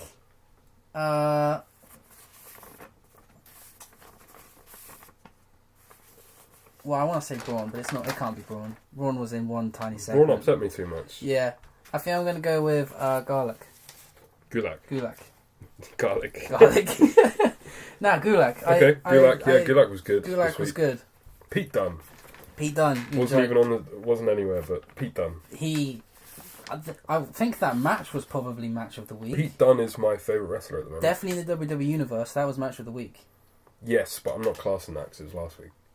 Okay, alright. Favourite match of this week? Favourite match of... Well, for me it was Ring of Honor. Favourite match / moment? Yeah, sure. Yeah. What the opening? Yeah. Mighty Scroll versus...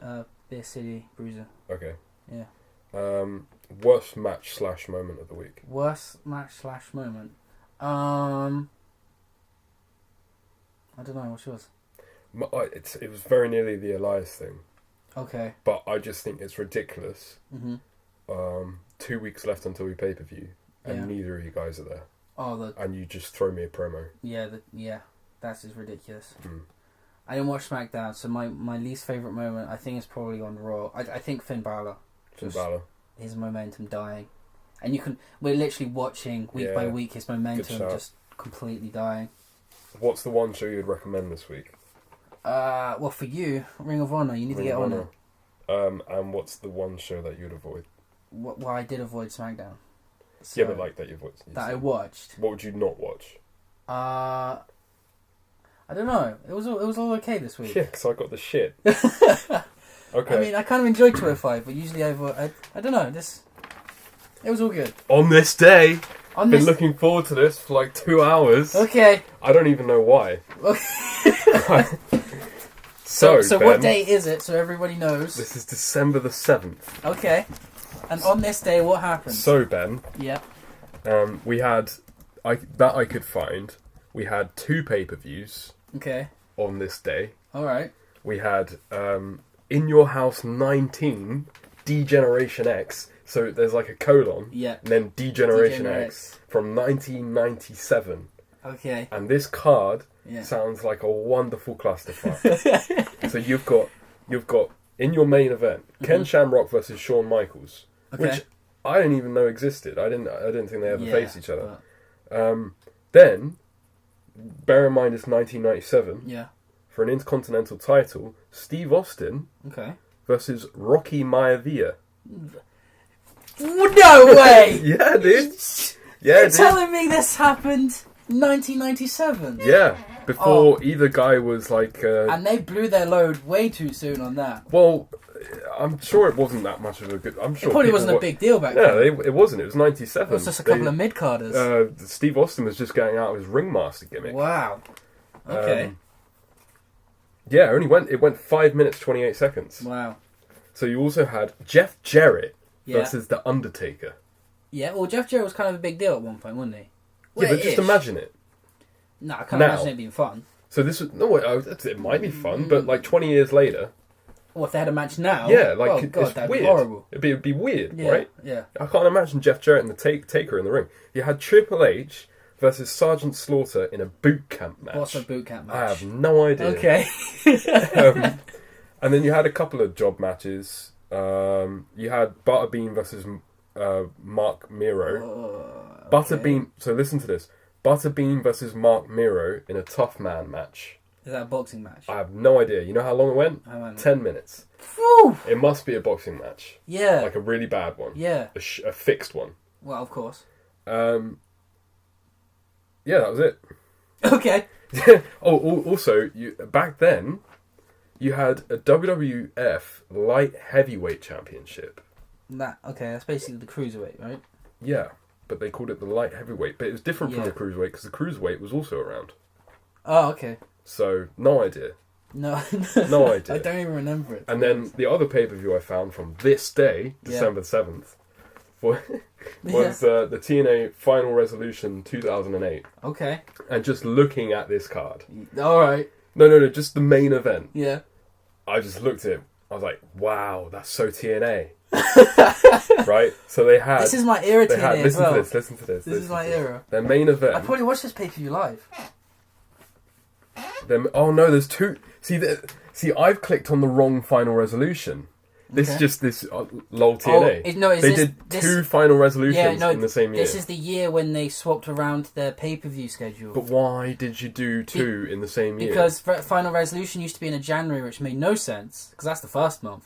So they moved it to December, which makes sense. Yeah, but why did they realise that halfway through the year, when you've now got two? Because 9 years later, I've just made the same mistake and looked at the wrong one. Yeah. Like, it doesn't make any sense. So, you had... Listen to this. The Main Event Mafia. Okay. So, Booker T, Kevin Nash, Scott Steiner and Sting. Yeah, love it. Versus the TNA Frontline. Yeah. AJ Styles, Brother Devon, Brother Ray, Samoa Joe. Love it. All very good. Yeah. It's for the TNA World Heavyweight Championship. Wait, how? Who wins? I don't even know how it's for the championship. Whoever makes the pinfall gets the belt? Or I have no idea. the team leader? I really have no idea. What? That makes no sense. Sting was the champion. Oh, I love it. I love it, but it makes no sense. Yeah. So Sting retained. Somehow. But, like, it's a tag team match. Okay. You have a match I actually remember, which was Kurt Angle and Rhino. Mm-hmm. They went pretty mental. Mick Foley was a special guest. Okay. A couple of just random matches. Sheik Abdul Bashir was doing his stuff. Alright. Eric Young beat him. And then you got the famous Feast and Fired match. Love it. So you had Corey Man, Hernandez, Alex Shelley, Road Dogg, Cute Kip, Billy Gunn, Chris Sabin, Consequence, Creed, Lance Rock, Sanjay Dutt, Shark Boy, Homicide, Jay Lethal, Hernandez. Okay, so maybe you might need to explain the rules of this match to people that don't know. So it's a ladder match. Yeah. And there's not with one briefcase. No, with four briefcase. And one, you get a World Heavyweight Championship match. One, you get an X Division Championship match. One, despite winning it by yourself, you get a Tag Team Championship match. But funny enough, a tag team member always won it. Always. And then you get fired. You got a briefcase where Feast you get or fired match. So who won what? Curry Man won the fired. Curry Man got fired. Okay. And then came back as Daniels the next day. Yep. Hernandez won a World Heavyweight Championship. Ooh, that'd be interesting to see where that went. It obviously went nowhere, did it? Well, no. Homicide won an X Division Championship, and Jay Lethal won the tag teams. That's strange. So the tag team got 2 single belts. Homicide would have made a great X Division champion. I'm pretty sure he didn't win it in 2009. I have no idea why you'd get LAX and give them separate. Yeah. But whatever. I think maybe LAX were a bit on a push, but it didn't go well. So it's fun going down memory lane. I'm not going to watch either of those shows, but... I don't know. It's sounds nice. Fun. Well, it's the TNA one sounds fun to you, doesn't it? Yeah. Then we've got, on this day, December the 7th, yeah, birthdays. Okay. He was born this day. What? You have to guess. Oh, I have to guess. Okay. So I think you might get 2 of them. Oh, give me a clue. So, the first one. Yeah. I have held the CZW Championship and the WWE World Heavyweight Championship. Oh, no, I know who that is. But his name is... I've got 2 more clues if you need them. No, I don't need them. I know who it is, but for some reason his name just, literally went out of my head. It's really annoying. It's Seth Rollins' tag team partner. Seth Rollins' tag team partner. I'll take that. My other clues were I started a feud. Say it so people who Dean Ambrose. Dean Ambrose. That's Dean it. Ambrose. I knew who it was. I just go on. No, it doesn't matter. Doesn't matter about my clues. I only spent 10 minutes doing them. What were your clues? Go on. I started a feud with Mick Foley on social media through a viral video. Okay. Remember that? No. No? Oh, you should have started with that one. Yeah. God damn it. I was the star of 12 Rounds 3 Lockdown. Oh, yeah, I would have got that. No, the CZW gave it was too easy for me. Damn. That's what gave it. Pretty sure he's only one of like 3 or 2 people on the roster. Happy birthday, Dean Ambrose. Yeah, happy birthday, buddy. I'm sure he doesn't care about No, you. I'm sure he's not listening. Second guy. Yeah. I was put in the Hall of Fame posthumously in 2017. This year. I can't even You remember. watching your Hall of Fame? Yeah, but I can't remember who was in it. Was it? No, Goldberg. No. They're looking at doing him this year. Oh. Next year. I thought he was... Alright. You want another clue? Yeah, give me another clue. I appeared on Raw and Nitro at the same time. Ooh! On the same day. Shane. No. No. Booker T? No. Give me- So obviously this guy did a WWF taping Yeah. and then turned up on Nitro the same day that the taping was airing on Raw. Because Nitro was live. Jericho. Completely just... No, Jericho's not in the Hall of Fame. Who was in? I can't even remember who was in the Hall of Fame. One more clue. Give me the last I one. faced Ultimate Warrior at SummerSlam for 2 consecutive years. That doesn't help me. Not at all. Well, Ultimate Warrior, that's quite old. Is it? Raise the remote. Ah. You got to put a sound effect in there. Okay, I will. I'll make up a clue. Velveteen Dream wears the same sort of trousers as I did. Same sort of leggings. Oh, Wrestling gear. Rick. That guy. I was gonna say Rick Ross. Rick Ross turned up in a TNA pay-per-view once, remember that? No way. Yeah, When? he was front row. When? Ages ago. Years ago, I don't yeah. remember. Oh. Yeah, Rick Rude. Rick Rude. Rick Rude. That's what... Oh, that was the toughie. I would say happy birthday, Rick Rude, but he's dead. Yeah. So, Okay. okay, so I'm not going to do the last one. I'm not going to do the third one. The third one is Curtis Hughes. You wouldn't get it. No. He used to wrestle in like a suit, braces and sunglasses. Okay. And he was just played a bodyguard. And he Oh. bodyguarded Triple H and Chris Jericho. Okay, cool. Happy birthday, Curtis Hughes. Happy birthday, that guy. The last one. I was AOL's most downloaded Women of the Year in 1996. And I'm also a Hall of Famer, a 1997 Playboy model, and an occasional porn star.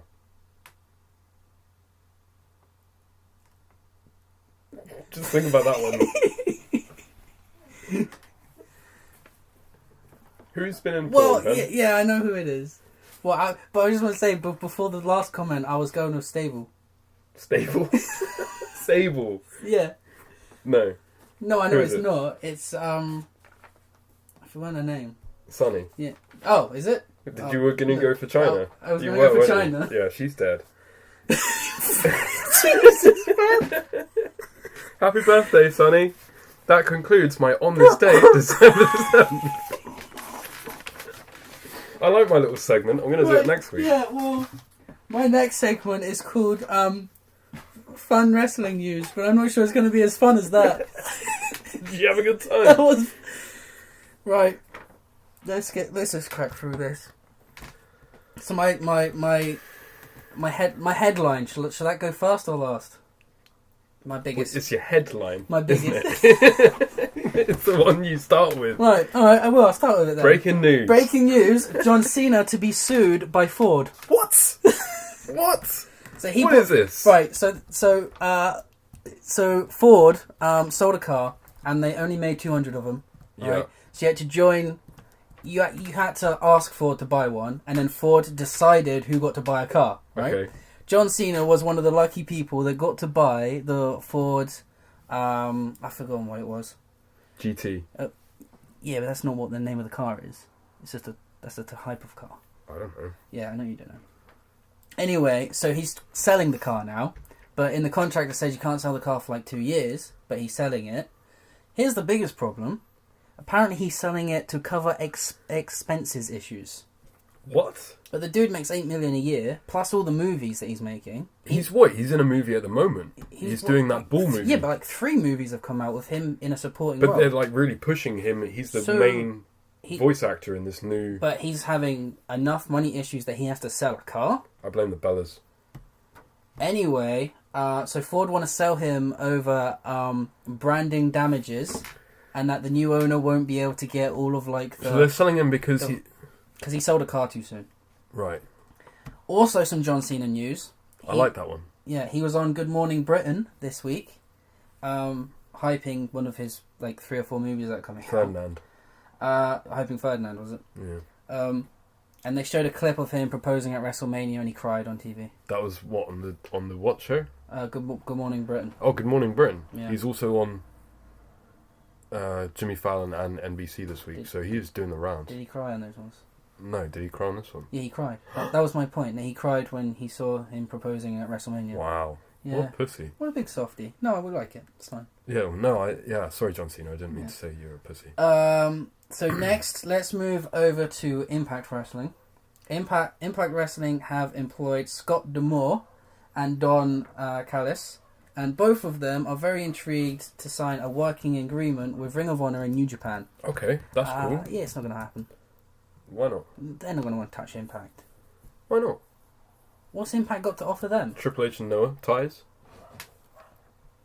Triple H and Noah, friendship? Maybe. Triple A. Triple A.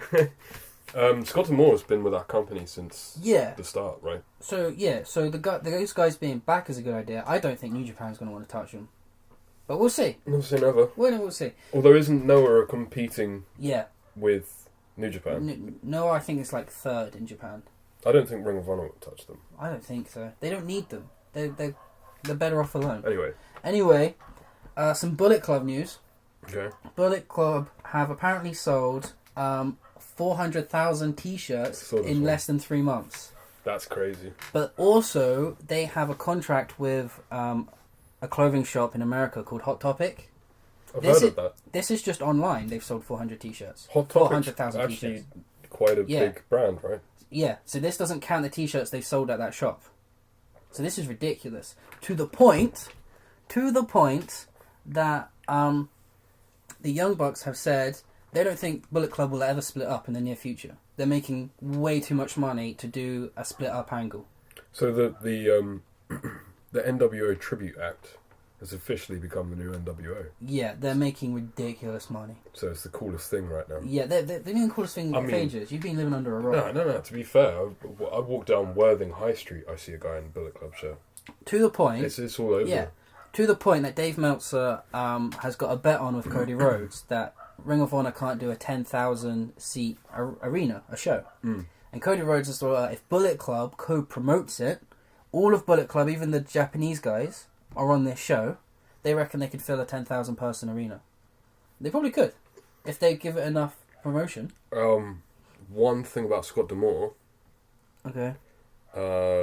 He created and owns Border City Wrestling, so that's why that's happened.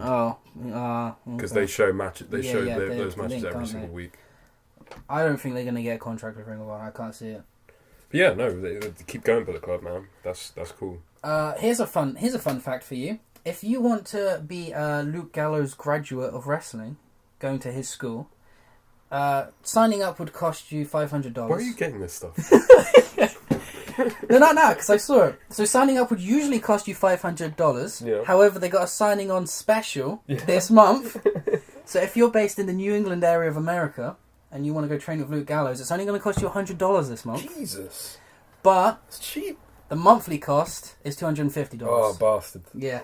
So that's your cost for training. Well, that figures he needs something to do. Yeah. He trains people and steals their money. Talking about training, Ronda Rousey is in training. Do you know with who? Natalya Neidhart. What? At the dungeon. What? Ronda Rousey is training at the dungeon. Where are you getting this information from? It's legit. I promise you. Yeah, you got your sources. Yeah, I got my sources. Did Luke Gallows phone you up and Luke say, Gallows said, "Hey, advertise my training you need school. to promote my training school." I did. No, that's bull. That must be bull. What, Ronda? Ronda and Natty. Yeah, it's happening. It's true. I think they're training for Mania. In the dungeon. In the dungeon. Wow. Of all places. Wow. You want something a bit lighthearted? Yeah. CM Punk fell off a chair at UFC 218. Why is this a news story? I'm struggling to figure out why this is actually a news story. So there was a media scrum of MMA trainer Paul Feeder, and Punk stood on a chair to try and film it, and he fell off the chair, and everyone laughed. Why? What was he filming? Silly CM Punk, a media scrum. Do you know when people huddle around? Why was he filming that? Because it was one of his coaches.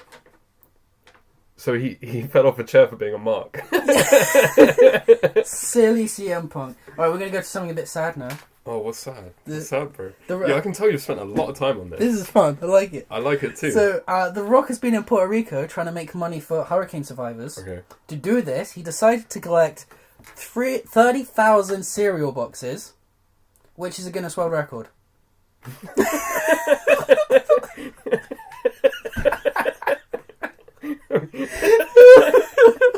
I don't know, but you can imagine the phone call, the Rock is trying to do something good for charity.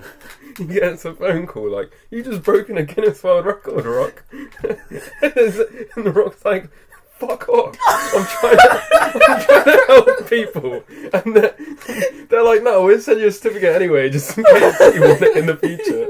That's amazing. So now, I should have left that till last because now I've got two sad stories in a row. The best one. Why was John Cena getting sued by a car company in the headline? That's the best one. Well, I got two sad ones now. Oh, what's the sad ones? Why would you do that to me? I'm sorry. I should have left the cereal box till last. I'm going to go with one that isn't so sad, and then I'm going to go with the saddest one. Mm-hmm. I'm going to leave you on a really low note, okay?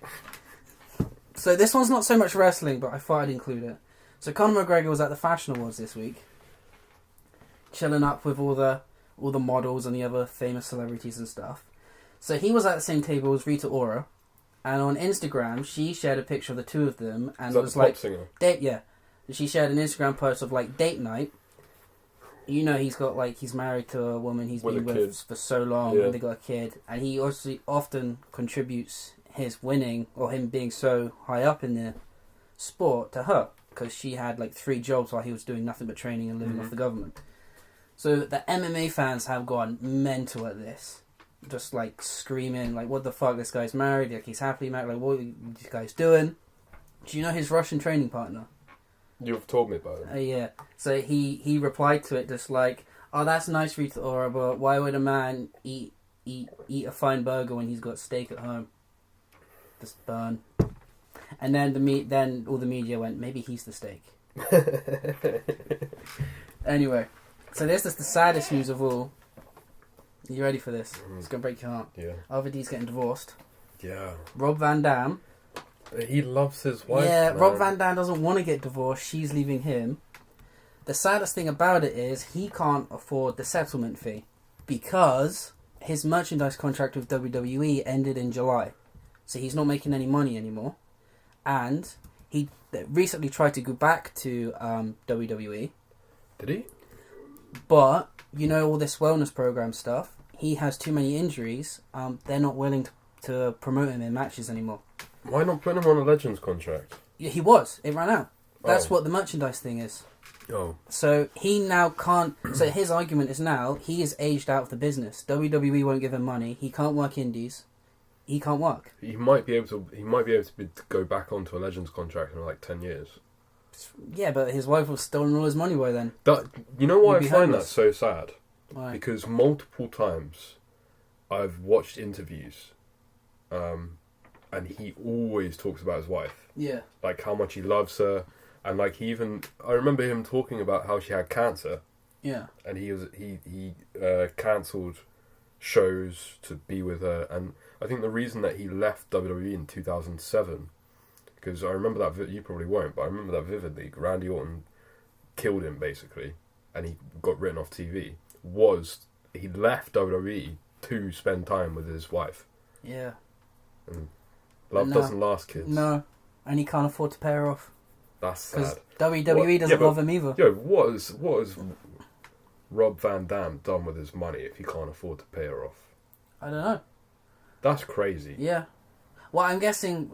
How many decades has he been in the business? If he's worth a lot of money, I'm guessing the settlement's quite high. But he's not making money anymore. He said, his quote was, "I've aged out of the business. Nobody will pay me money anymore." Because he doesn't have his Legends merchandise contract anymore. No, I don't think it's Legends yet. I think it was the contract. What? Yeah, no, like no merchandise. major promotion. Yeah. Because like Tommy will still pay him. Maybe. Yeah, Tommy would pay him. Yeah. But maybe Tommy won't let him work because his body's too fucked up, which is why he can't work in WWE. Oh, right. And he's never been particularly good on a mic. Not really. He's not really a manager. No. He might be able to work backstage like a road So he's in a wheelchair. So. Yeah, they all fucked. All of that generation. That's why I like my technical Took wrestling. it too hard. So that's my news of the week.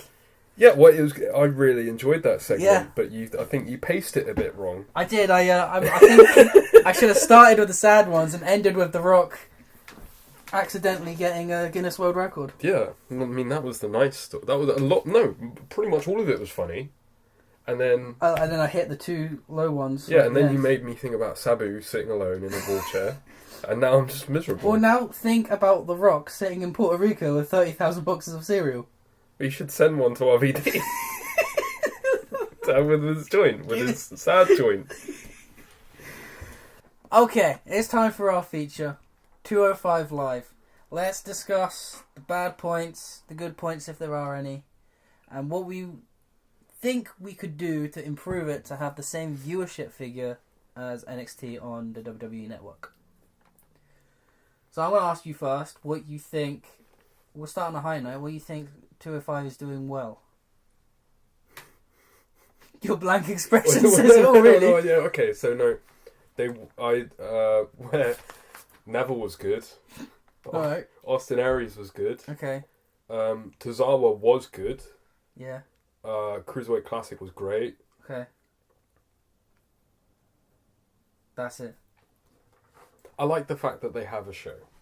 I like the fact that there is a different style of wrestling featured on WWE. And sometimes the guys, when I don't know whether they're told to work a normal match or they just feel self-conscious or whatever, but they don't let themselves go. When they just go, yeah, it's great. Well, that's something I wanted to discuss with you. Is your definition of the cruiserweight division? Like, what is it to you? That's a difficult question. I've been thinking about that as well. So obviously you need... so I watched Eddie versus Ray at Halloween Havoc. Yeah. 97. Yeah. Like yesterday. Which, in comparison, I watched what is meant to be the best Ultimate X match in TNA. And I imagine two very different matches. Yes.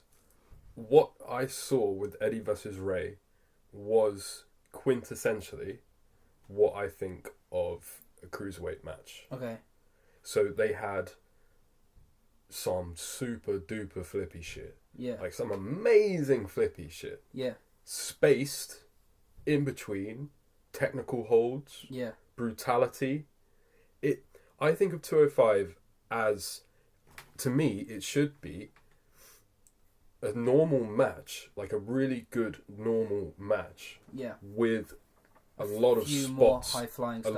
a lot more spots on top, because basically what you've got at the end of the day is just guys that are smaller.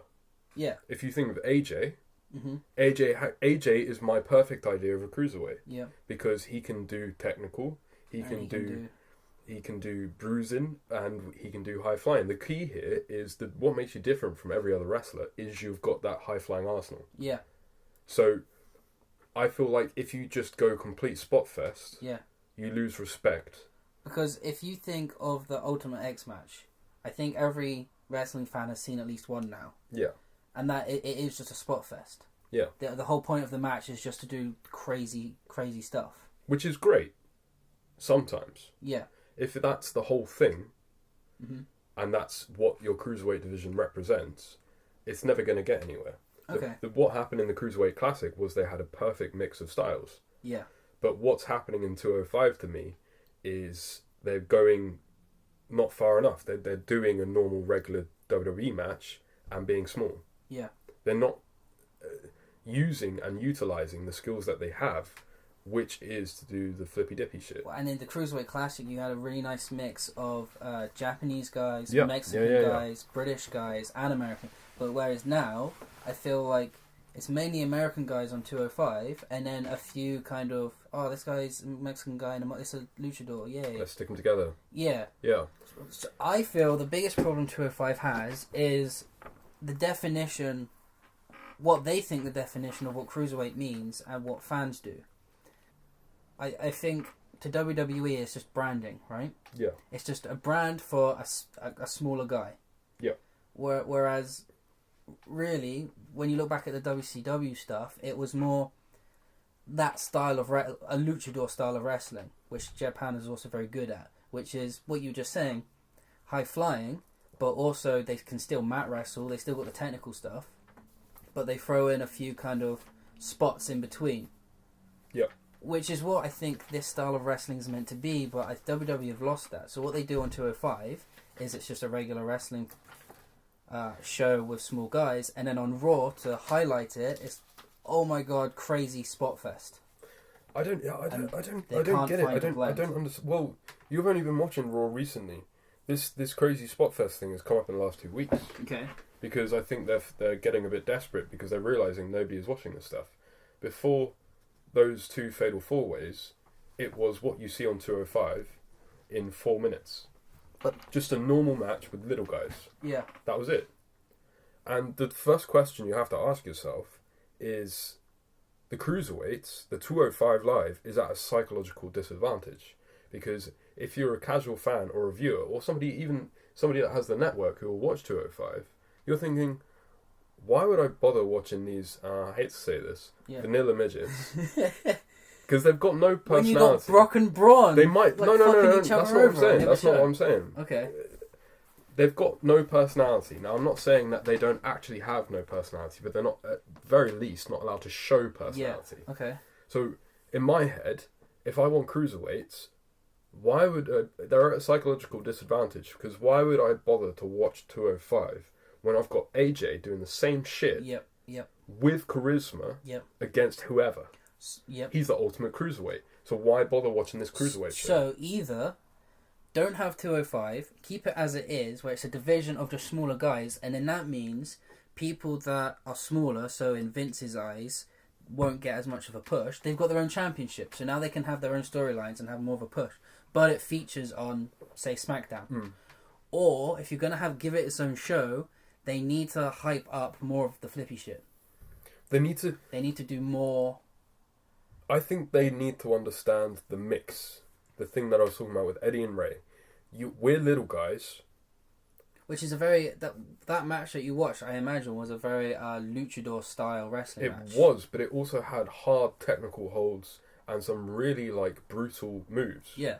So, the cruiserweight mentality shouldn't be we're small and we can do flippy shit. It should be we're small, we're just as good as you, and we can do something you can't. Yeah. That's the cruiserweight mentality, right? But that is basically the indie style of wrestling right now. It's what you'd consider wrestling, plus every now and then they bust out a fucking backflip off the top rope. Which is maybe, again, even just to play devil's advocate, a reason why 205 shouldn't even exist, because that's NXT. Yeah. Essentially, yes. So 205 is what should be what NXT is now. Yeah. Basically. That the style they put on NXT is what they should be. I mean, the fact that they're doing a live tour doesn't tell me that they have faith in the product. The fact that they're doing a live tour is so that they can say, well, the numbers didn't work, we're getting rid of it. Okay. That's the death knell, so I think. We both think it's not going to get any better. I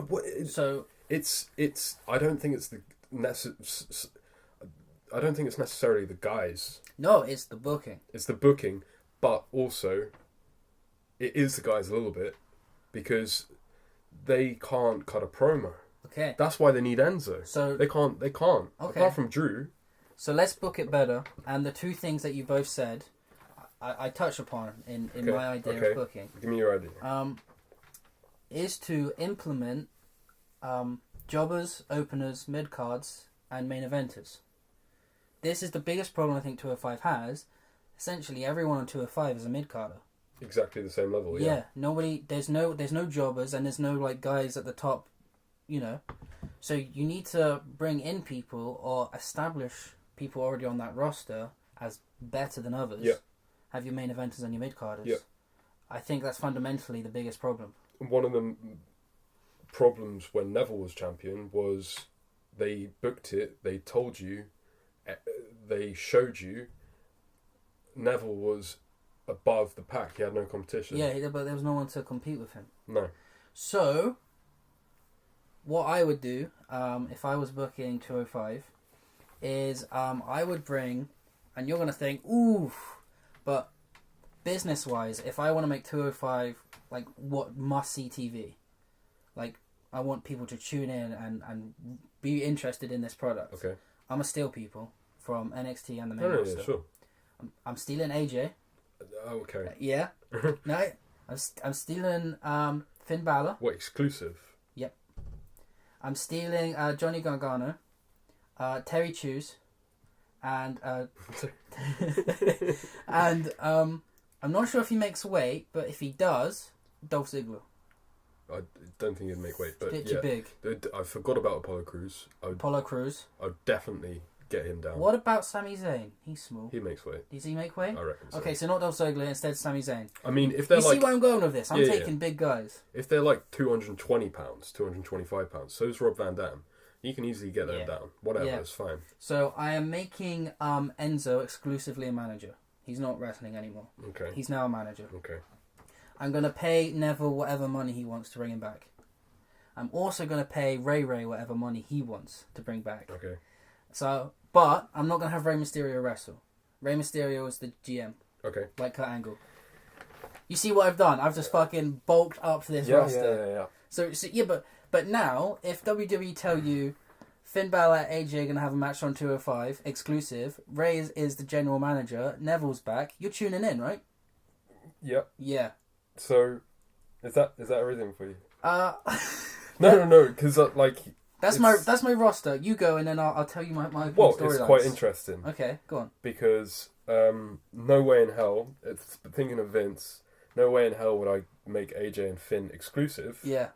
But I have got here, bring people like AJ and Finn onto the show. Like I've literally got AJ and Finn. Yeah. On special events. Yeah. Okay. So the first thing I would do, Rey Mysterio. Yeah. There we go.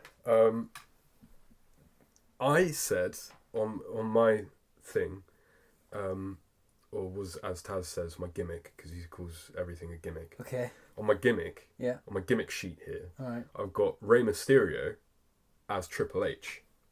Oh, okay. So Rey Mysterio comes in. He's got that general manager thing going on. Yeah. But he occasionally wrestles the high profile match. No, that's a good idea. I like that. So he is the Triple H of 205. Yep. So you got him as the. So we both got like the same idea there. I would rebrand. Okay. Slightly. All right. Because these face characters are like 80s faces. Yeah. With the shit jokes. Some humor's okay. All humor is bad. They got the shit that I would spend time doing vignettes, building these guys up. I would completely get rid of this Zoe Train shit. Mm-hmm. Because that is the Zoe Train stuff is quite clearly Enzo, who can talk, taking 4 guys who can't under his wing, and just they're rolling with the gimmick. Yep. Because they can't think of anything else to say. Now, my crucial thing here is, so I'd rebrand. I'd probably just take the live out, just 205. Okay. So that I don't have to do it live. So I can put it before I can tape it before SmackDown and then put it on the network after SmackDown. After SmackDown. I was thinking the same thing. So the crowd's hot. Yeah. My main thing here, so I've got my one angle that I've thought about. British Invasion. Alright. Pete Dunne. Yeah. You know I love Pete Dunne. Yeah. He comes over and runs fucking riot. Yeah. Pete Dunne comes out, kills Enzo, Yeah. kills Cedric Alexander. Okay. Kills all these guys. So And you're gonna put the strap on him. Oh yeah. So he's now Yeah. UK and Cruiserweight champion. You've got this because he wanted to add to his prestige because he's being ignored. Yeah. He's being ignored in NXT, No, so he wants his cruiserweight shit. And then he gets on the mic. He doesn't talk much because he can't talk. Yeah. But he just says, "This place is a fucking joke. Yeah. Give me some competition." So for Christ's sake. What about Tyler Bate? We'll wait for it. All right, I'm waiting. Tyler Bate comes Hit out. me with it. He He wants his rematch. He says, "I'm your competition. I've been waiting for your rematch 6 months. You go into the program with them. Yeah. All the 205 guys are both like, belts on the line. yeah. Pete Dunne wins. All the 205 guys are like, what the fuck is going on here? like- We were in our comfortable little schedule. Yeah. Pete Dunne says, it's not like that anymore. Okay. Boom! Neville comes back. Okay. Neville's like, I was the king. I was the king. You're the new king. Oh, and he's English as well. Yeah. Yeah. These guys are jokes. But you're facing me. I've always wanted that UK championship. Boom. Another program you got going on there. The cruiserweights then start to realise that they ain't getting TV time anymore. And then that's when you bring in the vignettes, you start building this package back up. Start building it from the bottom. You also got Ray. Yeah. Working with the younger guys, things like that. Well, that plays into the idea what I was saying is you need your lower cards and your mid cards and your main eventers. Another thing I would do Put people in the right places. is, I wouldn't say that these guys, because a lot of these guys are really talented, but they're going nowhere. So like either repackage these guys, reboot these guys, put them down to the low mid card, whatever. But I feel like actually, you have just enough guys to make a whole show, right? Yeah. I would add a few more. So one guy in particular I was thinking about, you probably don't remember him because he was on later TNA, was Tigre Uno. No. He wore like a tiger mask. He was a cool cruiserweight. I'll bring him in. Okay. And then the other thing I was thinking about is they were onto a good thing when they had to Jerry, but then he left. Yeah, he got angry. So I would bring in some old dudes, like locker room leaders, like Kendrick. Yep. So I'd bring in X-Pac. Okay. I'd bring in Chavo Guerrero. Okay. I'd bring in Kid Cash. Like Yeah. some of these guys don't even have to wrestle. Just be around these guys, teach them what to be doing. Like Kid Cash or whatever could go on commentary or something like that. Okay. Start rebuilding this thing up, Yeah. and most crucially, work with these younger guys because these younger guys got so much talent.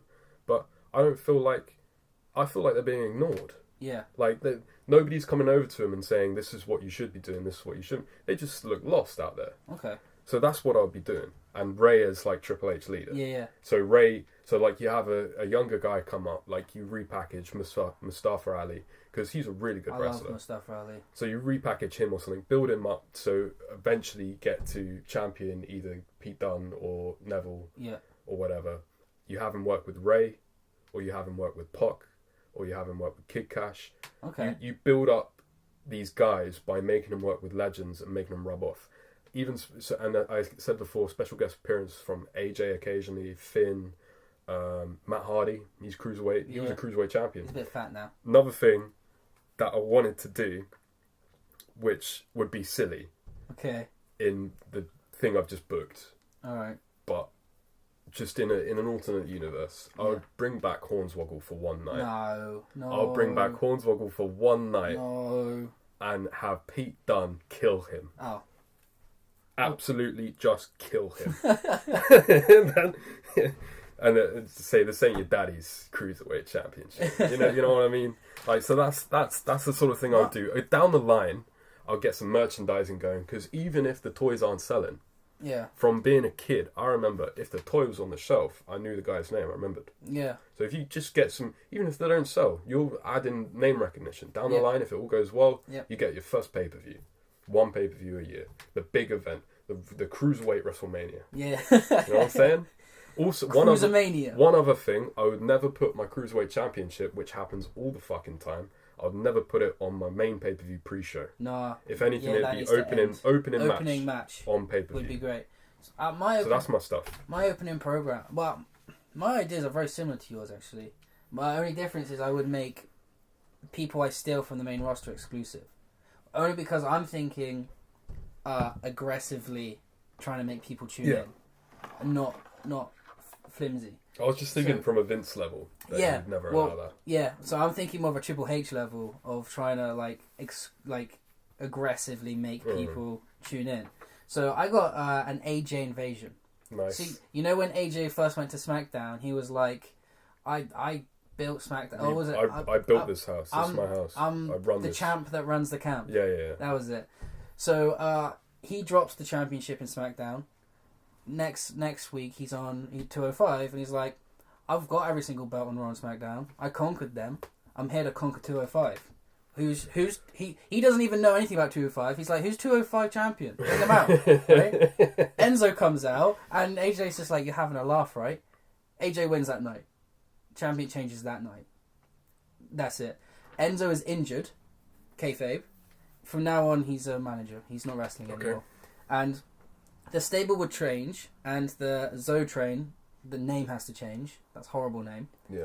But he has 3 wrestlers. So you keep the stable. Yeah, but I think I might change the guys. I don't know who to. But then they would all look the set. They'd all wear like the leopard print something. They would all kind of be like. You could that. make them like a lower mid card crew. Yeah, that's what I'm thinking. So now they're strong together.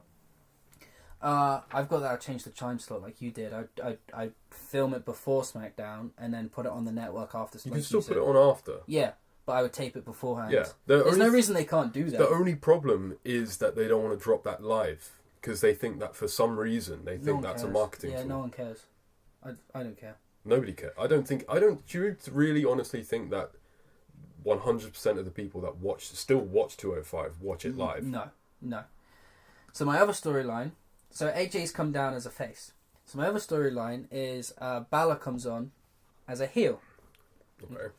Balor's pissed. He got no time on Raw. He hated it, right? So and he becomes just like a one-man wrecking crew. He's going through all of these 205s, killing all of them, right? And we build him crazy. I'm thinking like 3 matches a show. Like he's just destroying people, right? Second or third match, third week, he comes down to the ring and he's like, "I don't care about weight classes. I used to fight whoever. So whoever fights me, they should have to do. You don't care about weight classes too." AJ? No, the club. Okay. Luke Gallows and Carl Anderson. But they're not that's not 205. I know, right? They never have a sanctioned match as the club because they don't make the weight limit. However, those two are like his enforcers. They keep coming to the ring, beating people up for him, and like you make Finn Balor look crazy cool as like this kingpin, right? AJ is like, "I'm the champ that runs the camp. I'm 205 God. What the fuck are you doing? Like, Balor, fuck you." Mm-hmm. Now we shoot the trigger on the Balor AJ match. That could be so fucking amazing. And you're putting that high up on a pay-per-view card. And that is going on Cruisermania. That's my main event of Cruisermania. The only thing that I would not do is I would still have, that's a great idea, I'd still have the AJ stuff going on. I just wouldn't make him exclusive. You got a problem with that, haven't you? I do, because I don't want to demean AJ's star power. Yeah. I don't want to demean SmackDown's ratings. Yeah. I just feel like if you put them on both shows, I get what you're doing because you're completely right with what you're saying. You've got an AJ fan base and you want them to transfer. Yeah. I get that. Yeah. I just don't think it'd be wise. No, and I get what you're saying. My only thinking is just... But I had another idea with what you were saying. I didn't think about the UK Championship, but we were saying Pete Dunne. I think the UK the UK Championship doesn't need it, 205 need it, but NXT doesn't need the UK Championship. So if you move the UK Championship to 205, I guess it limits the amount of competitors. Well, no, see, this is the thing. What I had was... Pete Dunne is my champion for a very long time. Yeah. Like a good 2/3 a year. Yeah. Or whatever. And at the same time, he's gaining notoriety. Yeah. He's a cruiserweight champion. I would be having him on Raw, because with the cruiserweight segments. Well, that would be perfect. Just doing a promo. Yeah. Just being like, I'm top of the fucking world. Yeah. Yo, what? You know? I would have my cruiserweight champion be having matches on Raw against normal sized guys. But even if you... Sorry. Go on. I'd have people like Sheamus challenging for the UK Championship on top of him defending his Cruiserweight Championship. Pete Dunne would be my guy. But even if you don't give the Cruiserweight Championship to Pete Dunne, you could still host the UK Championship on 205 and he could have a program with Neville. I wouldn't make the UK Championship exclusive to 205. No, I'd but do the it same needs, thing. It needs a home. That would be the home, but he would take challenges anyway. Yeah, that's fine. But it needs a more solid. It needs a regular home because on NXT it's just placed there when they have nothing else to do. Yeah. One more thing I would do is, not make cruiserweights exclusive to Raw. I think I would just take Just it open off. that shit up. No, I just think I'd just take it off Raw. I wouldn't Raw, because 205's 205. I still want my notoriety. Because 205 is a network show, and Raw and SmackDown are TV shows. I think the I would put them on both.